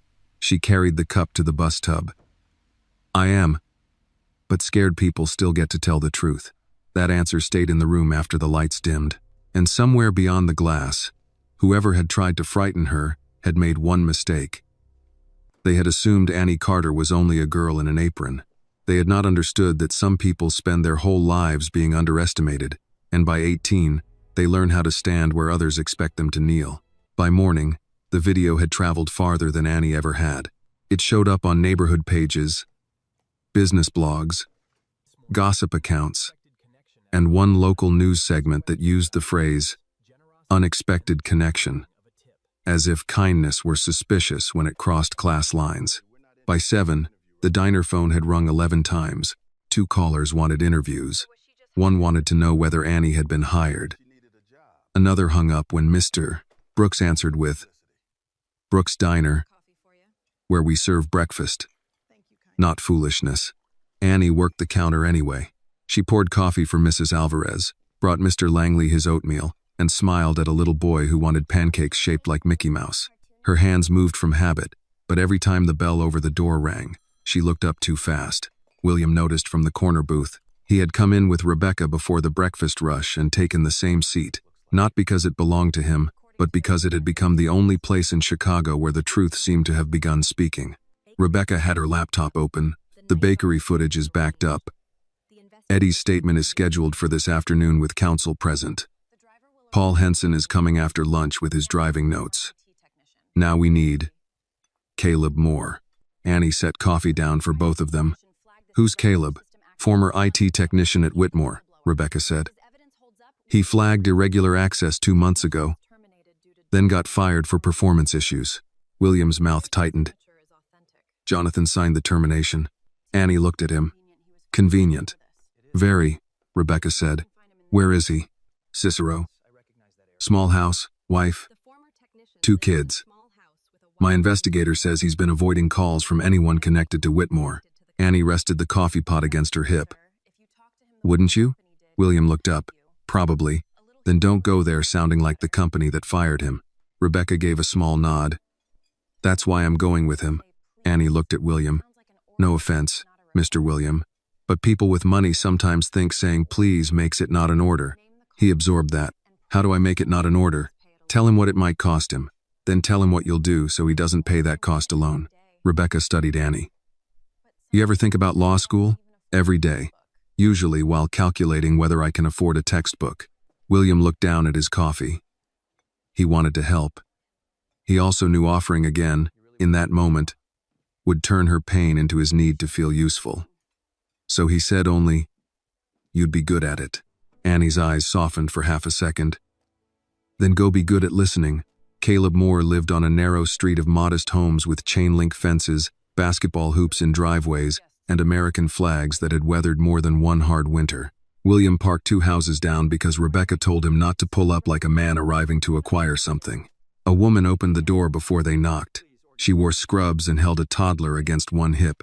If you're from Whitmore, we don't want anything, she said. Rebecca lifted her hands slightly. Rebecca Hayes. I'm an attorney representing William Whitmore. We're looking for Caleb. My husband already lost his job because of that place. William stepped forward, then stopped himself from crowding the doorway. Mrs. Moore, I know. And I'm sorry. She gave him a tired look. Sorry doesn't pay a mortgage. No, William said. It doesn't. That answer seemed to surprise her. A man appeared behind her. Caleb Moore was younger than William expected. Maybe mid-30s. With a beard he had not trimmed in a few days. And the wary eyes of someone who had learned that telling the truth could put food at risk. A little girl peeked from behind his leg. Dana, Caleb said quietly. Take the kids inside. His wife hesitated, then stepped back but did not go far. Caleb came onto the porch and closed the door behind him. I signed an agreement. I can't talk about internal systems, Rebecca said. Whistleblower protections may apply if you witnessed unlawful conduct. May apply. Caleb repeated. That's lawyer talk for maybe I still get crushed. William thought of Annie's words. Tell him what you'll do so he doesn't pay that cost alone. You're right, William said. Caleb looked at him. That's it? You're right to be afraid. If you speak, Jonathan's people may come after you. Maybe the company too, depending on who is still loyal to him. You have a wife, children, a mortgage. I should have understood that before I came here. Caleb folded his arms. Understanding doesn't change the risk. No, but protection might. Rebecca can put in writing that my legal team will cover your counsel, not company counsel. Yours, independent. If your testimony is needed, we'll seek protection before your name goes into any filing. And if Whitmore fired you because you found something illegal, I will support a wrongful termination claim myself. Rebecca glanced at him, surprised by how far he had gone, but she did not contradict him. Caleb looked toward the front window. His wife stood behind the curtain, watching. You say that now because you need me. Yes, William said, I do need you. But needing you doesn't make what happened to you right. For the first time, Caleb's anger shifted into something less guarded. I told Pierce there were after-hours credential events tied to your account, executive-level access moving through service terminals. He said I didn't understand the architecture. Did you? I built half the permission map after the merger. I understood it better than he did. Caleb looked down at his hands. A week later, HR called me in, said I had created unauthorized security queries. Said I was a liability. Did you keep anything? Rebecca asked. Caleb's jaw tightened. If I say yes, that means I violated policy. If what you kept documents a crime, Rebecca said, policy is not the only issue. He rubbed the back of his neck. I kept a backup of the audit flags. Not files. Hashes. Timestamps. Device IDs. Session routes. Enough to show something was wrong. William felt the ground shift beneath the case. Do you still have it? Caleb did not answer. From inside the house, his little girl laughed at something on television. The sound seemed to decide for him. I have it, he said, but if I give it to you, my family stays out of this until protections are in place. Rebecca nodded. Agreed. And I don't meet at Whitmore. Ever. Agreed. Caleb looked at William. And if this turns into some rich man saving his own skin, I disappear. William took the blow because part of it was deserved. Fair. Caleb went inside. Dana Moore opened the door wider this time, but her face stayed hard. He couldn't sleep after they fired him, she said to William. Kept saying he should have kept his mouth shut. William met her eyes. He shouldn't have had to. No, she said. He shouldn't. Caleb returned with a small encrypted drive in a plastic case. He handed it to Rebecca, not William. Smart, Rebecca said. I learned. They left with the drive in Rebecca's bag and Caleb's fear sitting in the car with them like a third passenger. On the way back, William stared out at the neighborhood sliding past. Corner stores, laundromats, churches with letterboard signs, school buses, men in work jackets, waiting near bus stops. For years, he had seen the city as parcels, zoning, opportunity corridors, asset classes. Now every block seemed full of people who kept records because they had learned the powerful might deny what happened. Rebecca broke the silence. You did better than I expected. That sounds like praise wrapped in suspicion. It is. He looked at her. Was I that bad? You are used to being obeyed. That's not the same as being bad. It may be close enough. No, Rebecca said. Bad men don't usually ask that question. At the diner, Annie was on her break, sitting with a textbook and a plate of fries Mr. Brooks had forced on her. She looked up when William and Rebecca entered. Well? Rebecca held up the bag with the drive. He talked. Annie leaned back, relief moving across her face before she could hide it. Good. William sat across from her. He almost didn't. Of course he almost didn't. He has more to lose than you. I know. Do you? Yes, he said. More than I did yesterday. She accepted that. Rebecca set up her laptop at the booth, but before she could plug in the drive, William's temporary phone buzzed. A message from Paul Henson. I have the notes. Also remembered something about Mr. Pierce in a gray coat. Can meet tonight. Rebecca read it and nodded. The circle tightens. Annie looked toward the window. Does that mean they get more dangerous? It may, Rebecca said. Mr. Brooks came over with coffee. Then we keep more lights on. That evening, after closing, Rebecca opened Caleb's drive on an offline laptop borrowed from her investigator. The screen filled with logs far more detailed than anything Whitmore had provided. Caleb had flagged executive credential use through service terminals on 7 separate dates. 3 of those dates matched questionable documents. 2 matched money transfers to shell companies. 1 matched a late-night login from a device ID that appeared only once before being wiped. Rebecca's voice was low. This is big. William leaned closer. Can we tie it to Jonathan? Not yet directly, but look at the admin override. J. Pierce CFO. For a moment, nobody moved. Annie, standing behind them, read the line slowly. That's him. Rebecca nodded. It shows his administrator credentials approved the permission change that allowed William's account to be accessed through a service terminal. William felt anger rise, but this time it did not scatter him. It focused him. He opened the door, he said, and someone else walked through wearing a facilities pass, Rebecca added. The gray coat, Annie said. Mr. Brooks crossed his arms. So now we know the rich snake had a helper. Rebecca closed the laptop. We know enough to pressure the board, but not enough to stop Jonathan if he runs. William looked at her. You think he will? I think men who build exits usually use them. Annie's phone buzzed then. She looked down, and her face changed. William noticed immediately. What is it? She hesitated, then turned the screen toward them. It was an email from the college bursar's office. Final notice. Registration. Hold pending payment. Mr. Brooks muttered, Not tonight. Annie locked the screen. It's fine. William said nothing, but the silence itself became careful. She looked at him. Don't. I didn't say anything. You were thinking money very loudly. Rebecca almost smiled despite the tension. Annie gathered her textbook. I can handle school, Mr. Brooks said. Child. Handling doesn't mean suffering in silence. I know, but I need one problem that still belongs to me. That stopped them all. William understood then that helping Annie would be harder than writing a check. A check could pay a balance. It could also insult everything that had kept her standing. He nodded.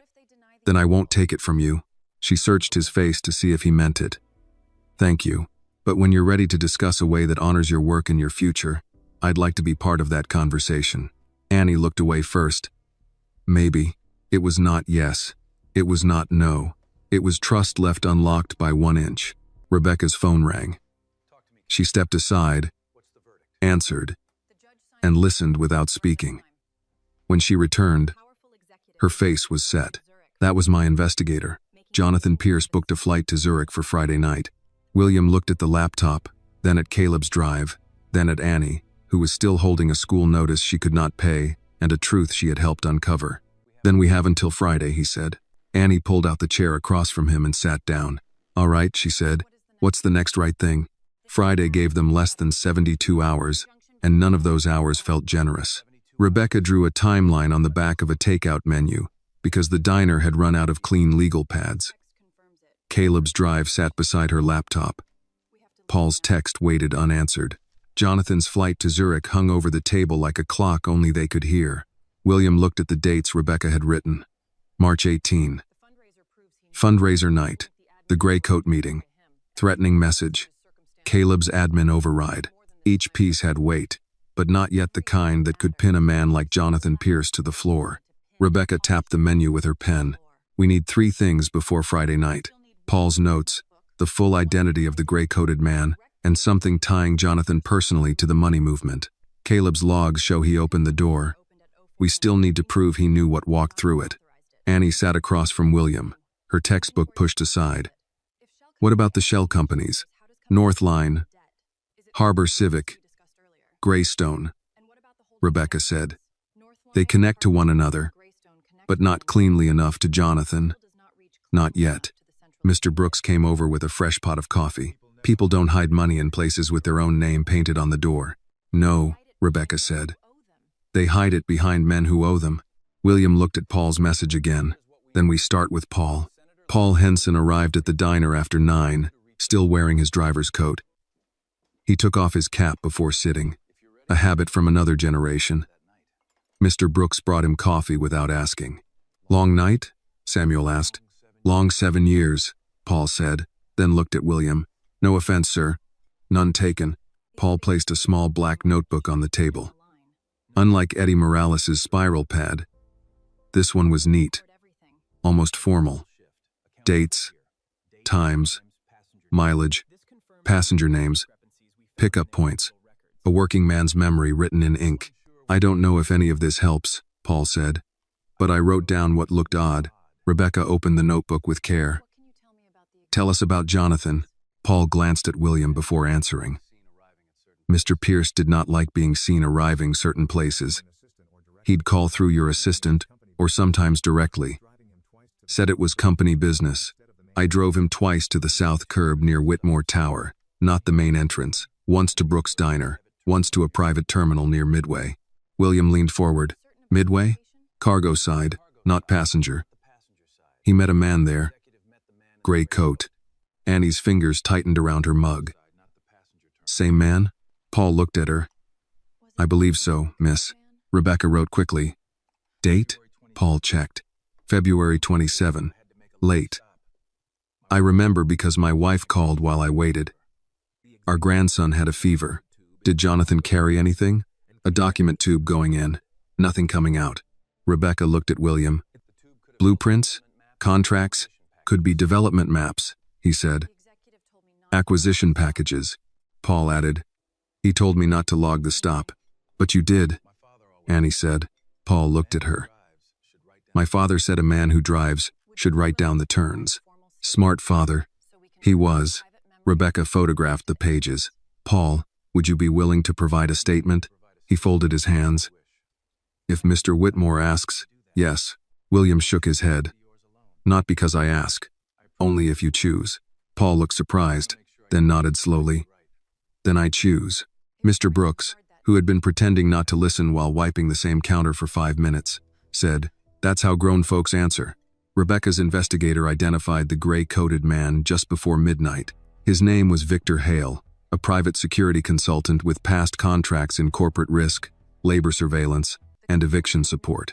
He had no formal connection to Whitmore, but he had been paid twice by Harbor Civic Partners. Eviction support? Annie repeated. Rebecca did not look away from her screen. That usually means pressure. Watching buildings, tracking tenants. Making people feel leaving is easier than staying. Annie's face went flat. So that's what he was doing outside my apartment. William felt the old anger return, but now it came with shame. I built a company where men like him could find work. You didn't hire him, Annie said. I built the roof he hid under. No, she said, sharper than before. Don't use guilt to make yourself the center again. Use it to move. Rebecca glanced at Annie. That may be the best legal strategy in the room.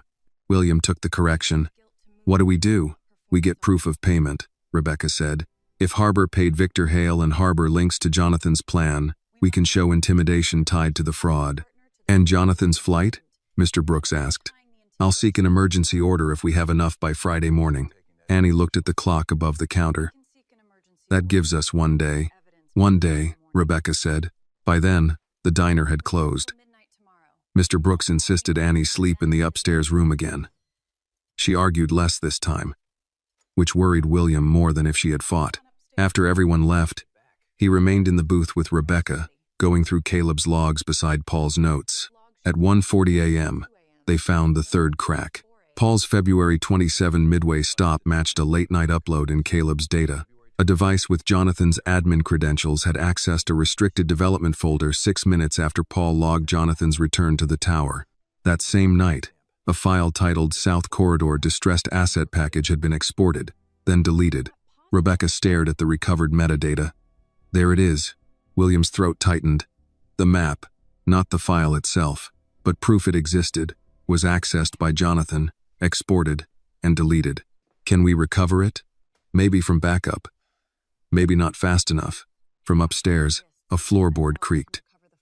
Annie appeared at the bottom of the stairs in sweatpants and an old college hoodie, hair loose around her shoulders.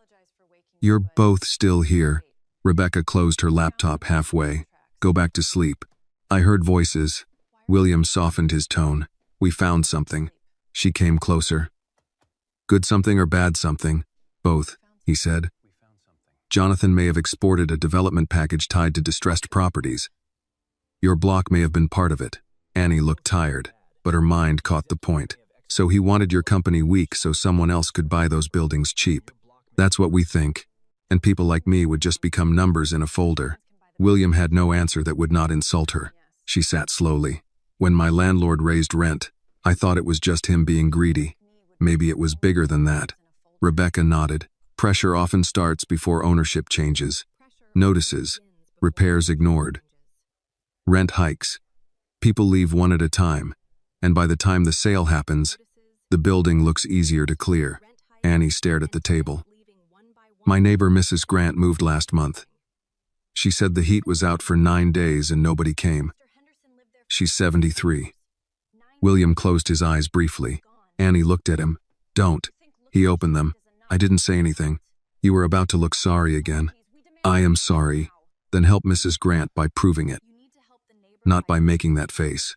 Rebecca covered her mouth with one hand. almost smiling. William nodded. Give me her full name tomorrow. I will. Annie stood, then paused. Mr. William? Yes? If this gets bigger, they'll say I'm lying about my building too. They might. They'll say I'm angry, or greedy, or that somebody told me what to say. Rebecca answered this time. Then we document before they define you. Annie nodded, absorbing the phrase. Before they define me. After she went back upstairs, William sat in silence. The city outside was dark except for streetlights and the occasional passing car. He thought of towers he had opened with speeches about revitalization. He thought of neighborhoods described in reports as underutilized, distressed, promising. Words that made homes sound empty before anyone had left. At dawn, Rebecca's investigator called. He had found a banking contact willing to confirm that Harbor Civic Partners had wired money to Victor Hale's firm 2 days before the diner surveillance, and again the morning after the threat. The contact would not go on record without subpoena, but Rebecca could use it to support an emergency filing. That's enough to move, she said after ending the call. William looked at the staircase where Annie had disappeared. Then move. Friday morning arrived with a hard wind off the lake. Rebecca filed for emergency preservation of records and travel restriction on Jonathan Pierce, attaching the access logs, Eddie's notes, Paul's statement, the bakery footage, the threat, and the financial link to Victor Hale. It was not everything, but it was no longer nothing. At 11, William received a call from Charles Wentworth of the board. William, what exactly have you done? Charles asked. What the board should have done before trying to remove me. I followed the evidence. You are escalating this beyond corporate review. Jonathan escalated it when he used my name to steal and threatened an 18-year-old girl. You need to be careful. No, William said. I needed to be careful years ago. Now I need to be honest. He ended the call before Charles could reply. By afternoon, the emergency judge had not yet ruled. Jonathan's Zurich flight was scheduled for 8:55 p.m. Rebecca paced the diner with her phone in hand. Mr. Brooks kept feeding people who were too anxious to eat. Annie sat at the booth, trying to study but reading the same sentence again and again. At 5:20, her phone buzzed.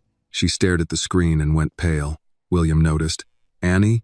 She turned the phone toward him. It was another email from the college.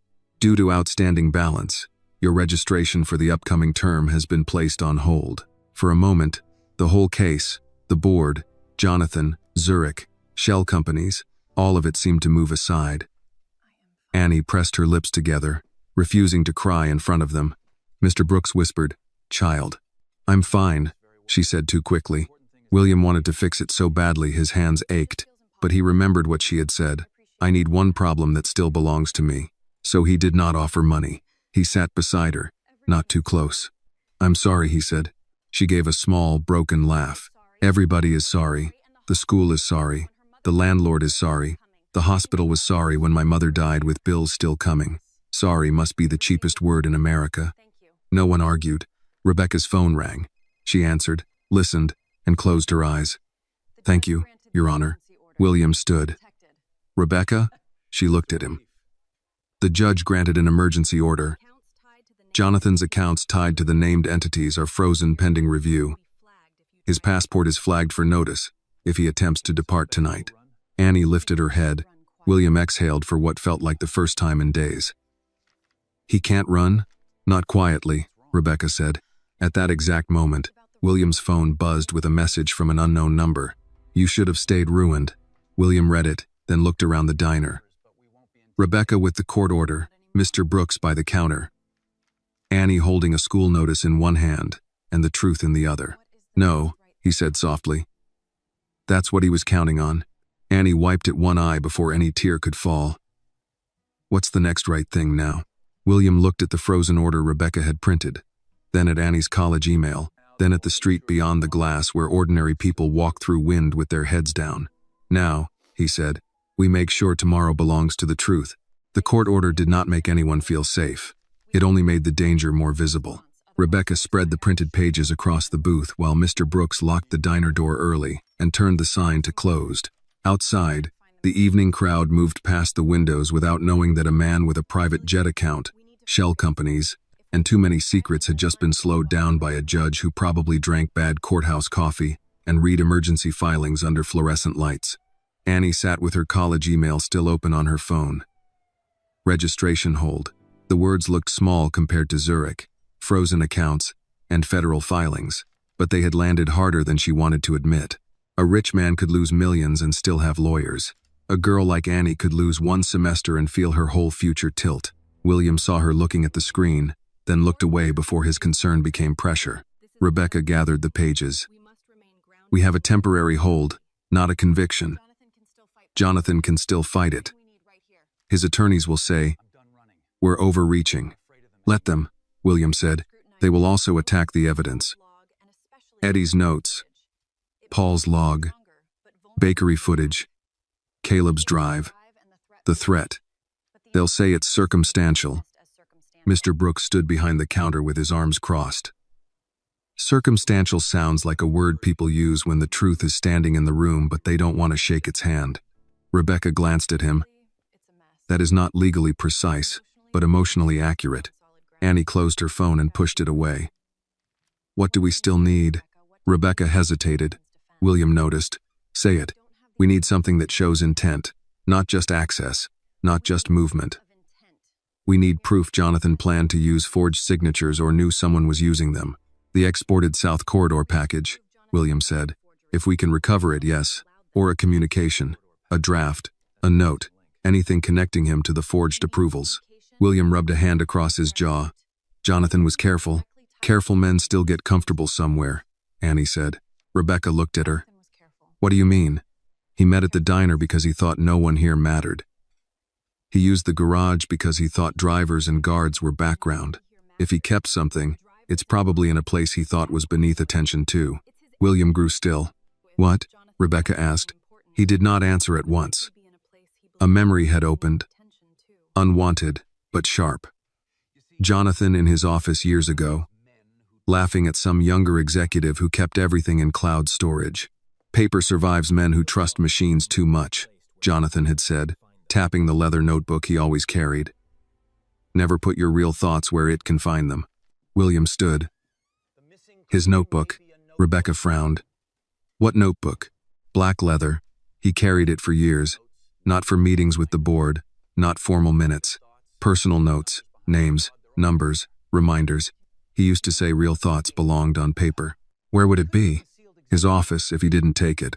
His office has been sealed by internal compliance. Sealed by people who may already be protecting themselves. Rebecca reached for her coat. We need a court order. That could take hours. Breaking into his office would take less time and destroy the case. William stopped, frustrated because she was right. Mr. Brooks lifted one finger. Before everybody goes committing television crimes, didn't you say there was a cleaning crew? Rebecca looked at him. Samuel shrugged. I'm just a diner man. But offices don't clean themselves. Anya sat up. Luis Ramirez. The real Luis, William said. The man whose badge was used. Rebecca pulled out her phone. We have the contractor's company name from the access log. I can get a number. Call him, William said. But not like a lawyer trying to collect a statement. Annie looked at him. Ask. Don't collect. He nodded. Exactly. It took Rebecca 20 minutes and 2 reluctant supervisors to reach Luis Ramirez. He answered in Spanish first, then cautious English. Rebecca kept her voice even. Explained that his name had appeared in a record he might not know about, and promised he was not being accused of wrongdoing. When she put the call on speaker, William leaned close. Mr. Ramirez, William said, my name is William Whitmore. Silence. I didn't use your badge, Luis said quickly. I believe you.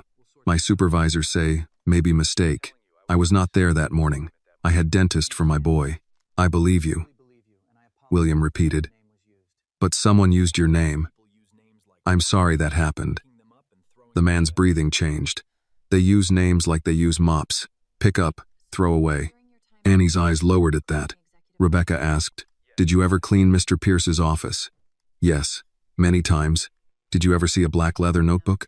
Luis was silent long enough for everyone in the diner to hear the refrigerator hum. I see many things, he said. William spoke carefully. Mr. Ramirez, I know people upstairs often act like you are not there. That was wrong. I was wrong for being part of that. But if you saw something, it could help stop the person who used your name. Louise sighed. He keep notebook in bottom drawer, left side. Always lock. But one night, drawer open. He angry on phone. I clean trash. He say, get out. I see page because book open. What did it say? Rebecca asked. Names, company names, Northline, Harbor, and one sentence. He paused. I remember because my wife say same thing when bills come. It said, after Whitmore Falls, move fast. The diner went still. Rebecca's voice sharpened. Would you be willing to sign a statement? My company fire me. We will ask for protection, Rebecca said. Your name was used without permission. That matters. Louise gave a tired laugh. Matters to who? William looked at Annie. Then at Mr. Brooks. Then at the phone. To me, he said. And I should have made that true long before tonight. Louise did not answer immediately. I need think. Of course, Rebecca said. I'll give you my number. Before she could end the call, Louise added, there is another thing. Mr. Pierce throw papers in locked shred bin, but sometimes bag full. One night paper fall behind cabinet. I put in lost drawer near service closet, maybe still there. Rebecca closed her eyes briefly. Where is that service closet? 42nd floor. South Hall. Behind copy room. William was already reaching for his coat. Rebecca pointed at him. No, I didn't say anything. You were about to go. That paper could be there. And if you walk into the tower after a court order froze Jonathan's accounts, every camera in that building becomes part of the story. We do this properly. How? Rebecca checked the time. I call the judge's clerk. Emergency preservation addendum. We ask for access to the service closet in Jonathan's office under supervision. At this hour, the law does not sleep when rich men book flights to Zurich. Mr. Brooks gave a short nod. Best thing I've heard a lawyer say all week. It took 90 minutes. Rebecca paced. William stood. Annie sat with her hands wrapped around a mug of tea she did not drink. At 9:38 p.m., the clerk called back. Limited supervised access granted. Rebecca printed the order from Mr. Brooks's old office printer, which groaned like it objected to justice after dinner. By 10:15, they stood on the 42nd floor of Whitmore Tower with a compliance officer, a building security supervisor, and Eddie Morales, who had insisted on being present once he heard Luis's name was involved. Eddie gave William a small nod, nothing more. The service closet smelled of paper, dust, and floor cleaner. A rolling cart sat near the wall. The lost drawer was a metal cabinet with a bent handle. Rebecca put on gloves before opening it. Inside were broken badge clips, a pair of reading glasses, a phone charger, old memos, and folded paper wedged beneath a flashlight. Rebecca lifted it carefully. It was a torn sheet from a legal pad, creased and stained with coffee. Across the top were 3 company names: Northline Holdings, Harbor Civic Partners, Greystone Renewal. Below them, a sequence of dates and initials: W, EW, approval templates, service terminal route, V, H, surveillance, South Corridor acquisition after board removal. William felt the hallway tilt slightly. Rebecca whispered, Victor Hale, surveillance. Eddie crossed himself under his breath. William pointed to one line near the bottom. There, Rebecca read it aloud quietly. Use March 18 hospital gap if needed. No one spoke. The lie had a spine now. Rebecca photographed the page, bagged it, and logged it with the compliance officer. Then, under the same order, they entered Jonathan's office. It was too clean. Desk cleared, shelves arranged, drawers empty except for company stationery and a few pens. But the bottom left drawer had scratch marks near the lock. He took the notebook, Rebecca said. Or someone took it for him, Eddie muttered. William stood in the center of the office where his friend had planned his ruin. For 20 years, Jonathan had smiled across conference tables, toasted him at charity dinners, spoken at his father's memorial, and somewhere in that time, friendship had become a tool. Rebecca touched his arm. William, I'm all right. No, you're not. He looked at the bagged paper in her hand. No, but I'm standing. They returned to Brooks' diner close to midnight. Annie had gone with Mr. Brooks after Rebecca insisted she not wait alone at the tower. When William entered, she stood from the booth. Well? Rebecca placed the evidence bag on the table. Annie read the visible lines through the plastic. Her face changed when she saw VH surveillance. "That's him," she said. "Victor Hale." "Yes," Rebecca said. "And this ties the surveillance, the shell companies, the forged approval plan, and your block together." Annie sat slowly. "So they really did think nobody like us would matter." William looked at her. They were wrong. His phone buzzed again, this time from Rebecca's investigator. "Jonathan has been stopped at private terminal. Attorneys present. He is demanding to speak to the board." Rebecca read it and smiled for the first time all day. "He tried to leave early." William looked out at the dark street beyond the diner window. Of course he did. Annie's school notice still sat on the table near her textbook. William saw it, then saw her, and said nothing about money. Not yet. There would be a right way or no way. Mr. Brooks poured coffee for all of them, though it was too late for coffee. "To ordinary people who notice things," he said. Annie lifted her mug. Rebecca did too. After a moment, William joined them. The paper in the evidence bag did not solve everything. It did not restore his name, pay Annie's tuition, protect every tenant, or put Jonathan in handcuffs, but it gave the truth a voice strong enough to be heard outside the diner. And for that night, it was enough to keep going. By morning, the evidence bag sat in Rebecca's briefcase, and everyone in Brooks' diner moved as if the floor had changed beneath them. Mr. Brooks opened late, which nearly caused a neighborhood emergency. Mr. Langley stood outside tapping his cane against the sidewalk until Samuel unlocked the door and said, "A man can wait 10 minutes for oatmeal." "Mr. Langley answered, "Not at my age," then took his usual stool as if democracy had been restored. Annie worked the counter with a quiet focus. She had slept only a few hours in the room upstairs. Her school notice was folded inside her notebook, but she could feel it there the way a person feels a stone in a shoe. Still, she poured coffee, smiled when Mrs. Alvarez asked for extra cream, and reminded a delivery driver not to block the bus stop. William arrived at 7:30 with Rebecca. He had shaved, changed clothes, and looked more like the man newspapers used to photograph. But Annie noticed the difference. The suit was back. The old distance was not. "You look almost respectable," Mr. Brooks said. William hung his coat on the hook near the booth. "Almost? I don't hand out full compliments before breakfast." Rebecca slid into the booth and opened her briefcase. "We have a preliminary hearing at 2. Jonathan's attorneys will argue the travel restriction and account freeze are excessive. They'll also try to exclude the torn paper from the service closet." Annie came over with coffee. "Can they?" "They can try. We recovered it under court supervision. But they'll question chain of custody and relevance." William took the mug. "They'll say it could belong to anyone." "They will," Rebecca said. "Which is why Luis Ramirez matters. Eddie matters. Paul matters. Caleb matters. The paper is strongest when it sits inside a pattern." Annie nodded. "One voice is easy to dismiss. A whole room is harder." Rebecca looked at her over the rim of her cup. "You keep saying things lawyers charge money for. Then maybe I should start billing." Mr. Brooks called from the counter. "You start billing. Remember who gave you office space." The joke passed through the room, but nobody held it long. Outside, a news van rolled slowly by the diner, then continued down the block. Annie watched it until it disappeared. William saw. "Rebecca arranged for police to increase patrol near your building and the diner." Annie gave him a careful look. "Thank you. I know it doesn't solve everything." "No, but it helps." He accepted the small answer without trying to turn it into a larger moment. Rebecca's phone rang. She stepped away to take it near the register. William sat with Annie standing beside the booth, both of them watching Rebecca's face.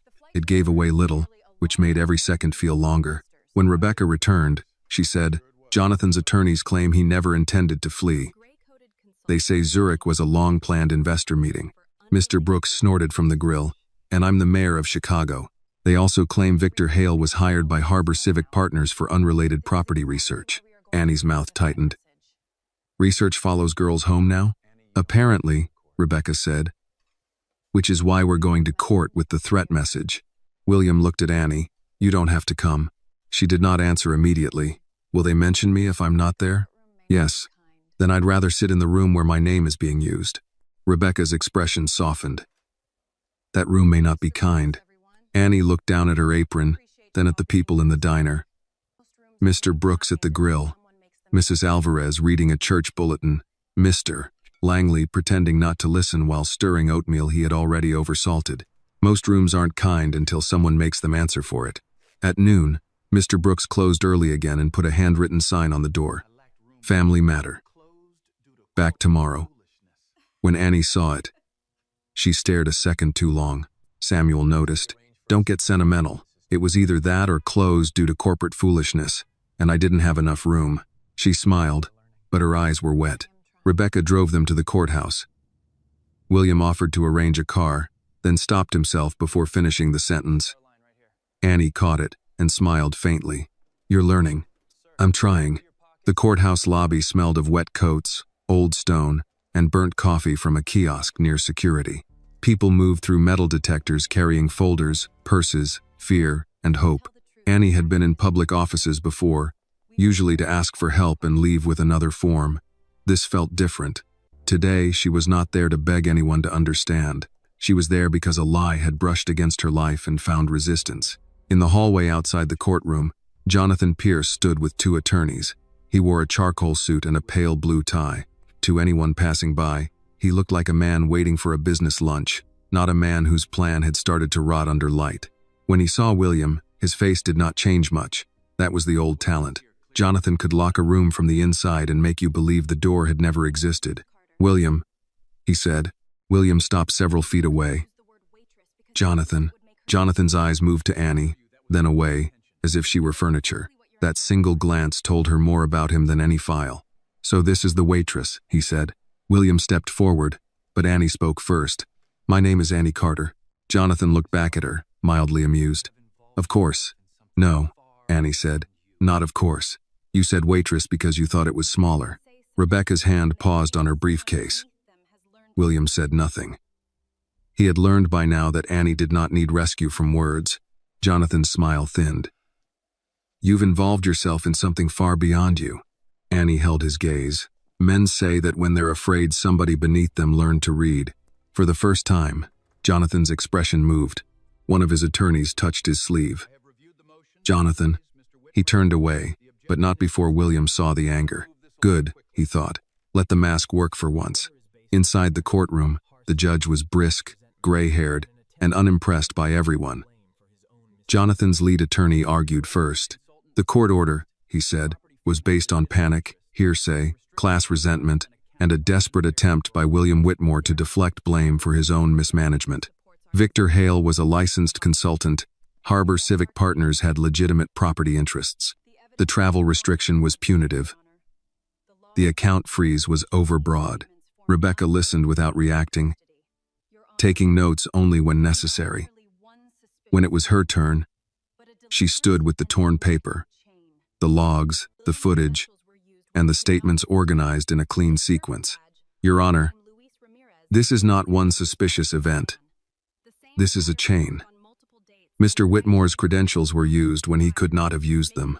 A service badge under Luis Ramirez's name was used by a man who was not Luis Ramirez. The same pattern appears on multiple dates. Caleb Moore flagged this and was terminated by Mr. Pierce. Paul Henson's driving notes place Mr. Pierce in contact with a man matching Victor Hale. Bakery footage confirms that contact outside Brooks' diner. Mr. Hale later surveilled the diner and an 18-year-old woman who identified him. A threat followed.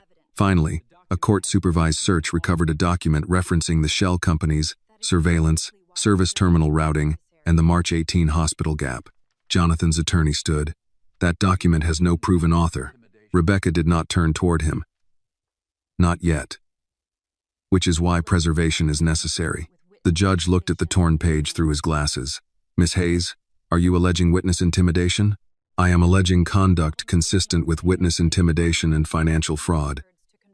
I am asking that the freeze and travel notice remain in place long enough for subpoenaed records to confirm or disprove the connections. The judge looked toward Jonathan's table. Mr. Pierce, your flight to Zurich was scheduled less than 12 hours after emergency records were preserved. Jonathan's attorney rose again. A pre-existing business meeting, Your Honor. The judge looked bored.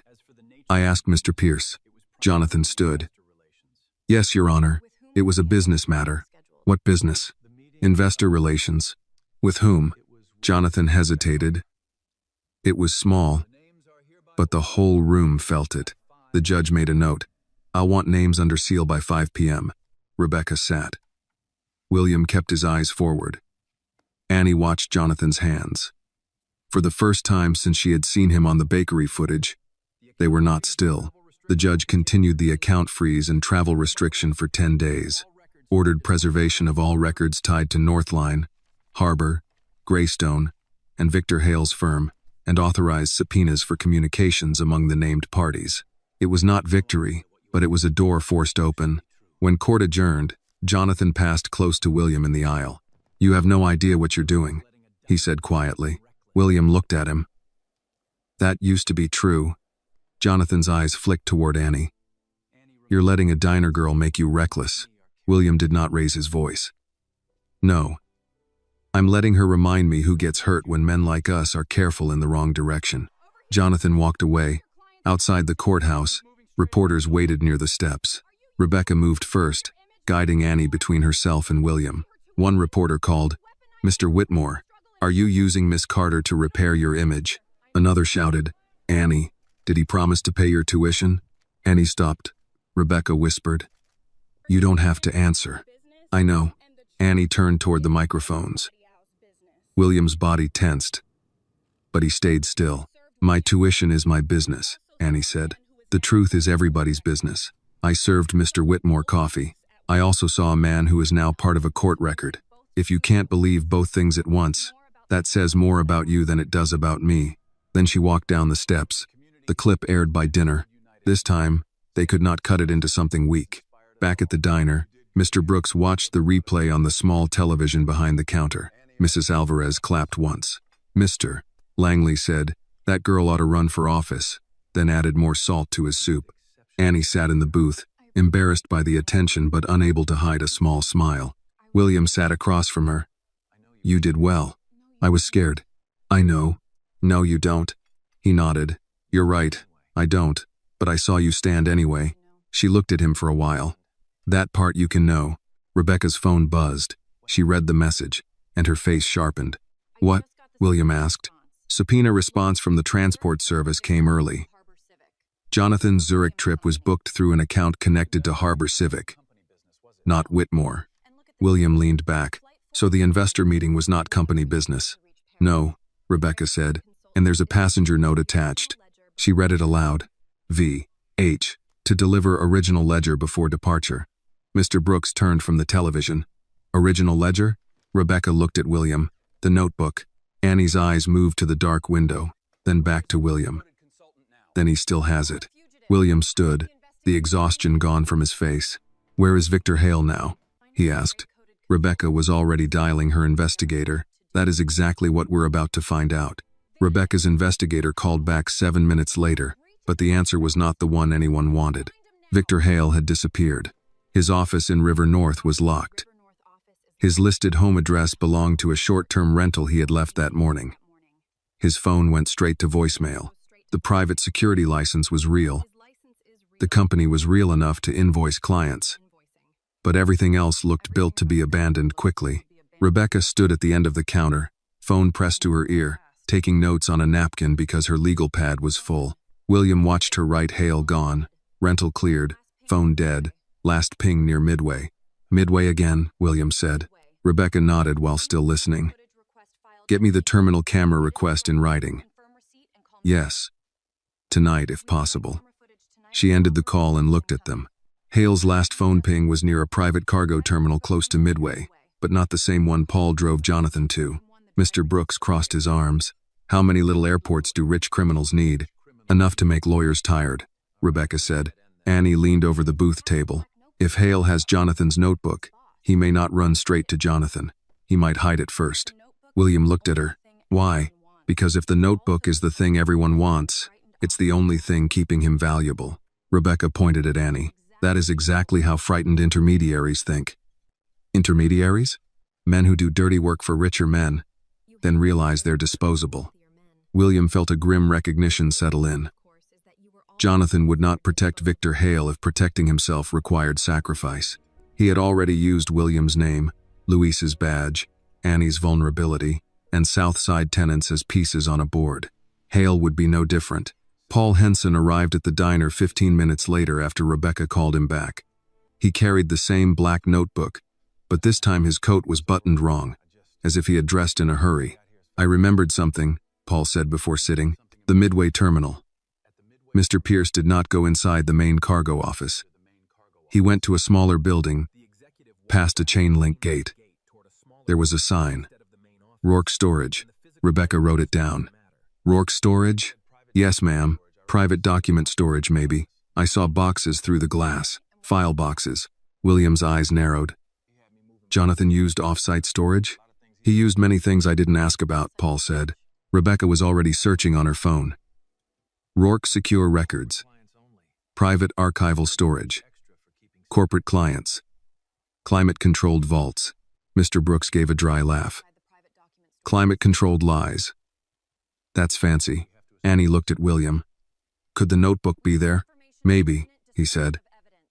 Jonathan trusted paper, but he wouldn't keep all of it in his office if he was planning this for months. Rebecca called her investigator again and asked him to pull property and client information for Rourke. Then she called the court clerk. This time, her voice was sharper. The phrase "imminent destruction of evidence" appeared twice. While she waited for a response, William stepped outside for air. The evening had turned cold. Annie followed him, wrapping her hoodie tighter around herself. "You okay?" she asked. He looked down the street. "I keep thinking about how many people had to be ignored for Jonathan to get this far. Eddie, Luis, Paul, Caleb, you. Maybe me too. In a different way. You weren't ignored. You were distracted by being important." He turned to her, and despite everything, he almost smiled. "You don't soften much, do you? Soft lies don't help." "No, they don't." She looked toward the diner window, where Rebecca was pacing, and Mr. Brooks was pretending not to watch them. "Do you think the notebook has enough?" "I think Jonathan wouldn't be trying to move it if it didn't. And if you find it, then the board can no longer pretend this is just mismanagement. The banks will have to pause. Prosecutors will have something real. Maybe the tenants on your block get more time too." She nodded, but her eyes lowered. "What is it?" he asked. "My school hold came through today. Even if all this works, I don't know if I can register." William forced himself not to reach for his wallet or make promises. "That is unfair." Annie gave a tired breath. "A lot of things are. I want to help. I know that may not be the right thing to say. It's honest. I don't know how to do it without making you feel bought." She looked at him for a long moment. "Then don't do it tonight. Tonight, find the notebook. Tomorrow, we can talk about what help looks like when it doesn't come with strings." That 1 inch of trust returned. "All right," he said. Rebecca opened the diner door. "We got the order." Rourke Secure Records sat behind a low industrial building near the airport, beside a trucking lot and a warehouse with faded paint. They arrived with Rebecca, William, a court-appointed officer, and 2 local police officers who looked unhappy to be standing in wind over corporate storage disputes. Paul waited in the car. Mr. Brooks had wanted to come, but Annie told him someone had to keep the diner from burning down emotionally, and he gave in only after making her promise to call. Annie should not have come. Rebecca said so twice.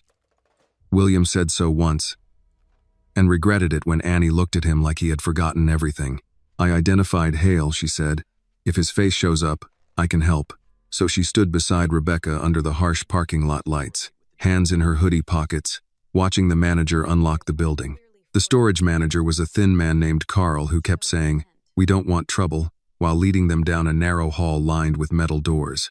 Rebecca handed him the order. "Then, don't create any." The unit rented under Harbor Civic Partners was near the back. Carl unlocked it with a master code. Inside were shelves of file boxes, 2 locked cabinets, and a small desk. No Victor Hale. No Jonathan. No obvious notebook. Rebecca photographed the room before anyone touched anything. William stood at the doorway, afraid to step inside and disturb the first place Jonathan's private world had cracked open. The court officer opened the first box. Development maps, acquisition projections, tenant turnover estimates. A folder labeled South Corridor Phase 2. Rebecca lifted it and looked at William. "This is the file deleted from the system." Annie moved closer. The map inside showed blocks shaded in yellow and red. Her street was marked with a number. Her building had a note beside it: high pressure potential, low organized resistance. She read it once, then again. "Low organized resistance," she said quietly. William looked sick. "Annie." "No." Her voice stayed low. "Let me be angry before you apologize." He stepped back. Rebecca found payment sheets linking Harbor Civic to Victor Hale's firm. Surveillance dates. Addresses. Photographs of buildings. Annie's block. Mrs. Grant's building. Brooks' diner. Then the court officer opened the locked cabinet after Carl produced an override key. Inside was a smaller fireproof box. Carl swallowed. "I don't have a key for that." Rebecca looked at the officer. "It's listed under the unit inventory?" "Yes." "Open it under the order." The officer used a breaching tool from his kit. The lock snapped with a small sound that seemed too modest for the moment. Inside lay a black leather notebook. William did not touch it. He only looked. Rebecca put on gloves and opened the first page. Jonathan's handwriting filled the paper. Neat. Narrow. Controlled. Names. Dates. Initials. Amounts. W. EW. Signature templates. Caleb Risk. Remove. LR. Badge route. Hale to observe diner contact. Board removal window. Zurich if freeze risk. Rebecca's voice was flat. "This is intent." Annie, standing beside her, read one line near the bottom of the page. "If girl becomes problem, discredit as paid contact." For a second, the room disappeared around her. Not because she was shocked, because some part of her had known it already. Men like Jonathan always had a sentence prepared for people like her. William saw the line too. His face changed. Rebecca closed the notebook carefully. "We're done. This gets logged now." A noise came from the hallway. One of the officers turned. "Stay here." But Annie had already seen the shadow through the glass strip in the storage door. Gray coat. Baseball cap. Victor Hale looked in, realized the room was full, and ran. "Victor," Annie said. William moved before thinking, but the officer was faster. "Stay back." The hallway erupted in footsteps. Hale shoved past Carl, knocked over a stack of empty boxes, and made it to the side exit before the second officer caught him against the metal door. He fought for 3 seconds, then stopped when he saw there was nowhere to go. Rebecca stepped into the hall. "Mr. Hale, I strongly suggest you ask for an attorney before you make this worse." Hale looked past her at William. "Pierce said this would be clean." William walked closer, stopping several feet away. "It never was." Hale's eyes shifted to Annie. "You should have kept pouring coffee." Annie's hands trembled, but her voice did not. "You should have remembered people in diners can read." The officer led Hale away. Back inside the storage unit, the notebook was sealed in evidence. The South Corridor file, payment records, surveillance sheets, and maps were logged one by one. Rebecca's face remained professional, but her hands moved with controlled urgency. She knew what they had found. Everyone did. On the ride back to the diner, nobody spoke for several minutes. Annie looked out the window at the south side streets passing by. Some buildings had broken porch lights. Some had plastic over windows. Some had children's bikes chained to railings. "Low organized resistance," the file had said, as if people raising children, caring for elders, working double shifts, and surviving winter were not already resisting. William finally said, "I promise you, that file will not become your future." Annie did not look at him. "Don't promise only me." He nodded. "No, not only you." When they reached Brooks' diner, Mr. Brooks unlocked the door before they even knocked. "Well?" Rebecca placed her briefcase on the booth table. "We found the notebook." Samuel closed his eyes. "Thank God." Annie sat down slowly. Her anger had not gone away. It had settled into something steadier. William remained standing. "What happens now?" Mr. Brooks asked. Rebecca looked at William, then at Annie. "Now," she said, "Jonathan Pierce stops being a rumor and becomes a defendant." By the next afternoon, Jonathan Pierce was no longer speaking through rumors, friendly board members, or carefully worded attorney letters. He was speaking through criminal counsel. Rebecca received the call while sitting in the same corner booth at Brooks' Diner, the black leather notebook now photographed, logged, and locked in evidence. She listened for less than a minute before saying, "Then tell Mr. Pierce he should have thought about reputational harm before writing witness intimidation notes by hand." She ended the call and placed the phone face down on the table. William looked at her. "That bad? That predictable? His lawyer says the notebook is private property, taken out of context, and that any interpretation of the notes is speculative." Mr. Brooks came by with a coffee pot. "Speculative means they're scared." Rebecca held out her cup. "In this case, yes." Annie sat beside the window with her textbook open, though she had not turned a page in 20 minutes. The news had broken that morning. Prosecutors were reviewing evidence connected to Jonathan Pierce, Harbor Civic Partners, Victor Hale, and financial irregularities at Whitmore Development Group. The reports did not clear William completely, but they changed the question. He was no longer just the billionaire under suspicion. He was now the man whose name may have been used in a larger scheme. That should have felt like relief. Instead, William felt the weight of everyone else the scheme had touched. Annie's block, Luis Ramirez's badge, Caleb's job, Eddie's fear, Paul's notes, Mrs. Grant's cold apartment. A diner watched because one girl had spoken to him. He looked at Annie. "Have you eaten?" She did not look up. "You sound like Mr. Brooks." "That's a serious accusation." Mr. Brooks called from the counter. "And a compliment." Annie closed her textbook. "I'm fine." William knew better than to push. He had learned that Annie's fine often meant she was holding a door shut from the inside. Rebecca slid a folder toward him. "The board wants a meeting tonight. Emergency session. Now that the notebook exists, several members are suddenly very interested in appearing cooperative." "Of course they are. They will likely reinstate your authority conditionally, pending the investigation. The banks may pause the receivership process. Not cancel. Pause." William nodded. "That gives us time. It gives you leverage." Annie looked up. "What will you do with it?" The question cut through the legal talk. William did not answer quickly. A week ago, he would have said stabilize the company, protect assets, reassure investors. Those things still mattered. Employees depended on them. Families depended on paychecks. But now those words felt incomplete. "I'll stop the South Corridor acquisitions," he said. "All of them, until every tenant impact is reviewed." Rebecca raised an eyebrow. "That will upset investors." "Good. They can experience inconvenience from the other side." Annie studied him. "And after review? If a project cannot be built without pushing poor people out quietly, it doesn't get built under my name." Mr. Brooks set down a plate of soup in front of Annie. "I'm writing that on the wall if he means it." William looked at him. "I mean it." "Then eat your soup, Annie. History needs witnesses with blood sugar." She rolled her eyes but picked up the spoon. That evening's board meeting was held by video because half the members claimed scheduling conflicts, which Rebecca called cowardice dressed as calendars. William sat in her townhouse dining room with the camera on and the South Corridor file beside him. Rebecca sat off-screen, ready to intervene if he drifted into emotion where precision was needed. Charles Wentworth opened with a solemn expression that would have fit a funeral or a lawsuit. "William, given recent developments, the board recognizes the need for a more complete investigation before any permanent leadership action is taken." "How generous," William said. Rebecca tapped his chair with her pen. He inhaled. "Continue."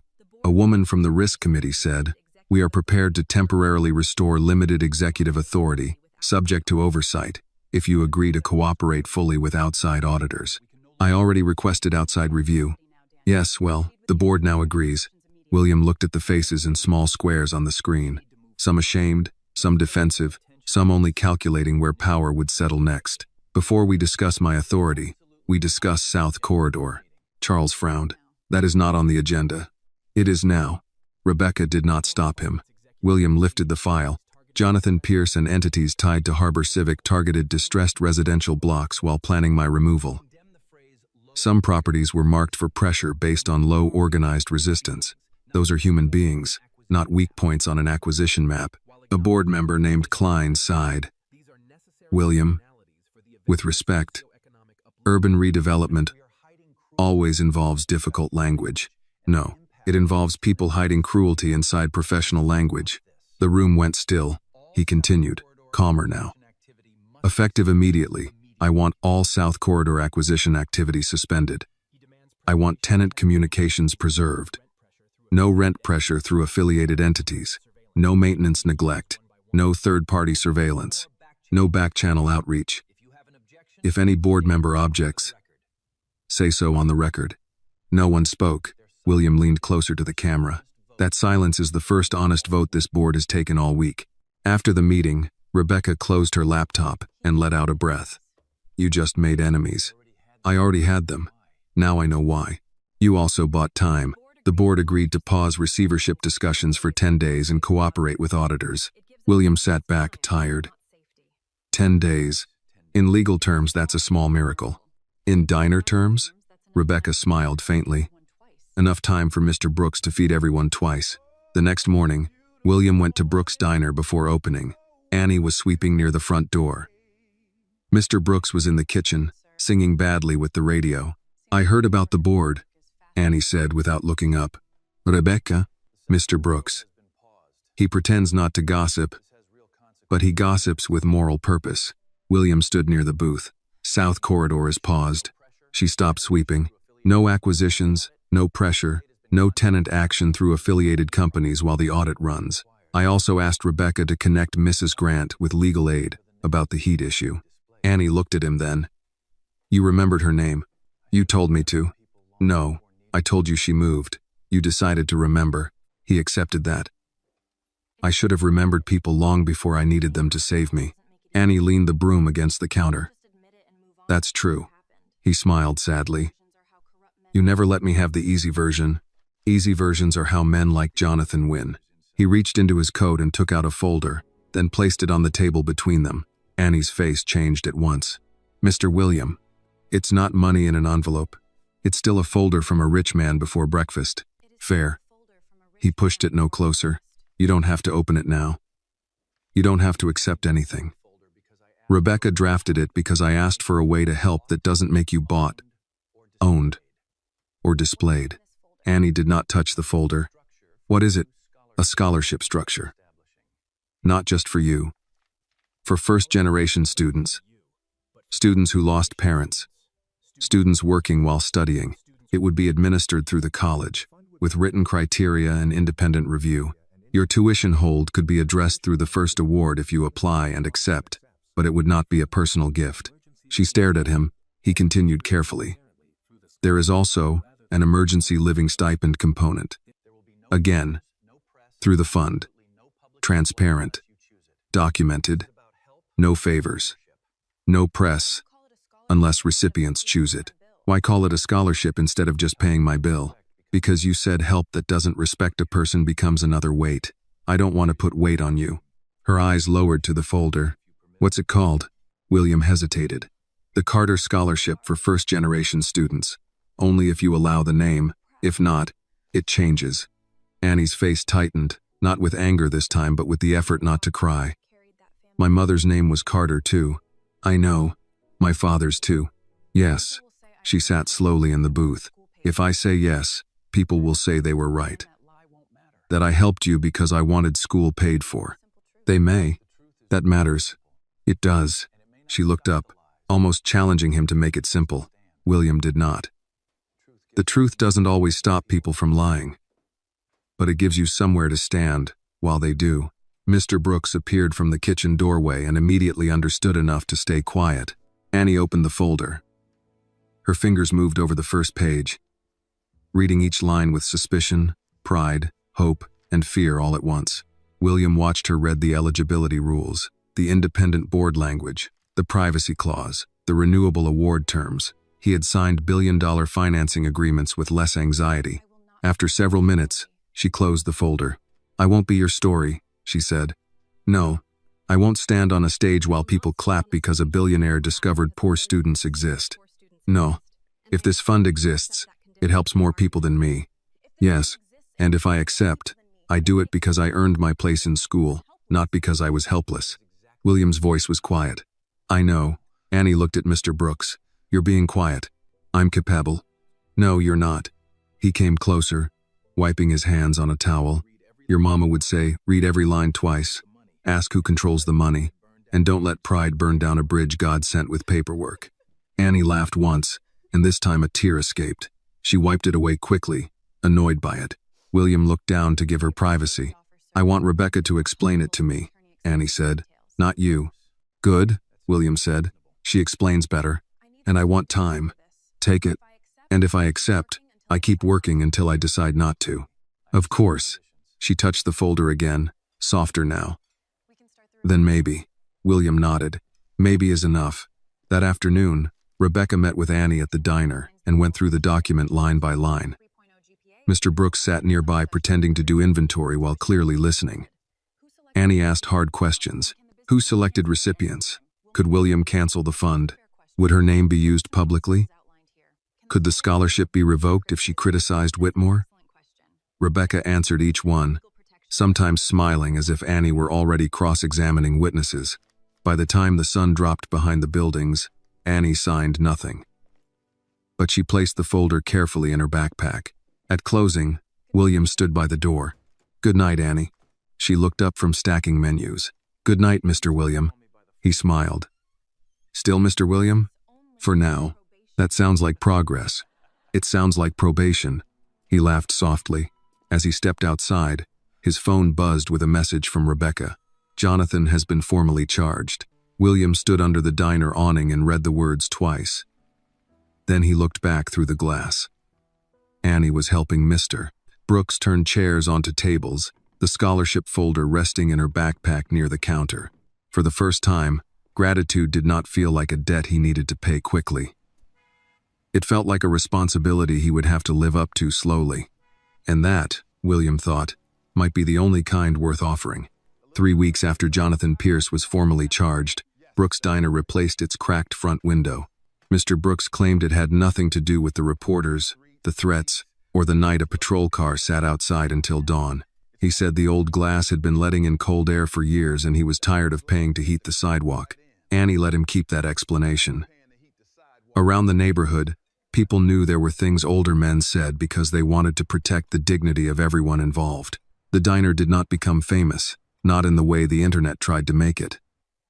For a few days, strangers came in to take pictures of the corner booth. Mr. Corner Booth, Brooks put a stop to that by taping a handwritten sign near the register. Buy breakfast, or take your inspiration elsewhere. After that, only the serious ones stayed.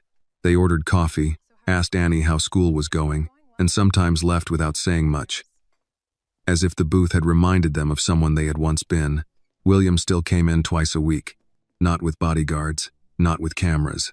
Usually early, before the rush, when Annie was refilling ketchup bottles and Mr. Brooks was pretending not to burn the first batch of toast. He sat in the same booth when it was empty, but he never acted as if it belonged to him. Whitmore Development Group survived, though not cleanly and not without pain. Auditors found enough rot to keep lawyers busy for years. Jonathan's accounts were frozen. Victor Hale cooperated after prosecutors made clear he was not as valuable as he believed.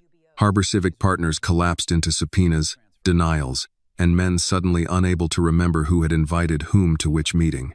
The board issued a statement about governance reforms, accountability, and renewed trust. William read the draft and crossed out half of it. Too many words for we looked away, he told Rebecca. She looked over her glasses. That sentence will not pass legal review. It should. No. But I'll make them suffer a little. The South Corridor acquisitions were suspended, then dismantled, not delayed under a new name, not softened with better language, stopped. William ordered tenant meetings before any future project could be considered.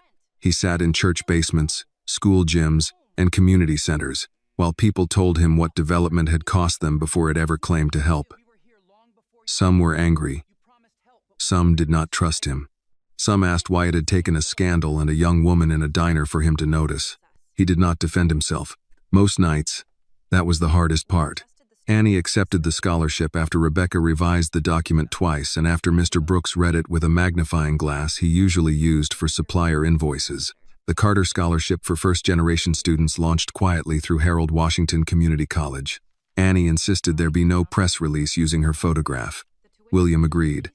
The first award cleared her tuition hold, covered her books, and provided a modest monthly stipend through the college, not from William's hand.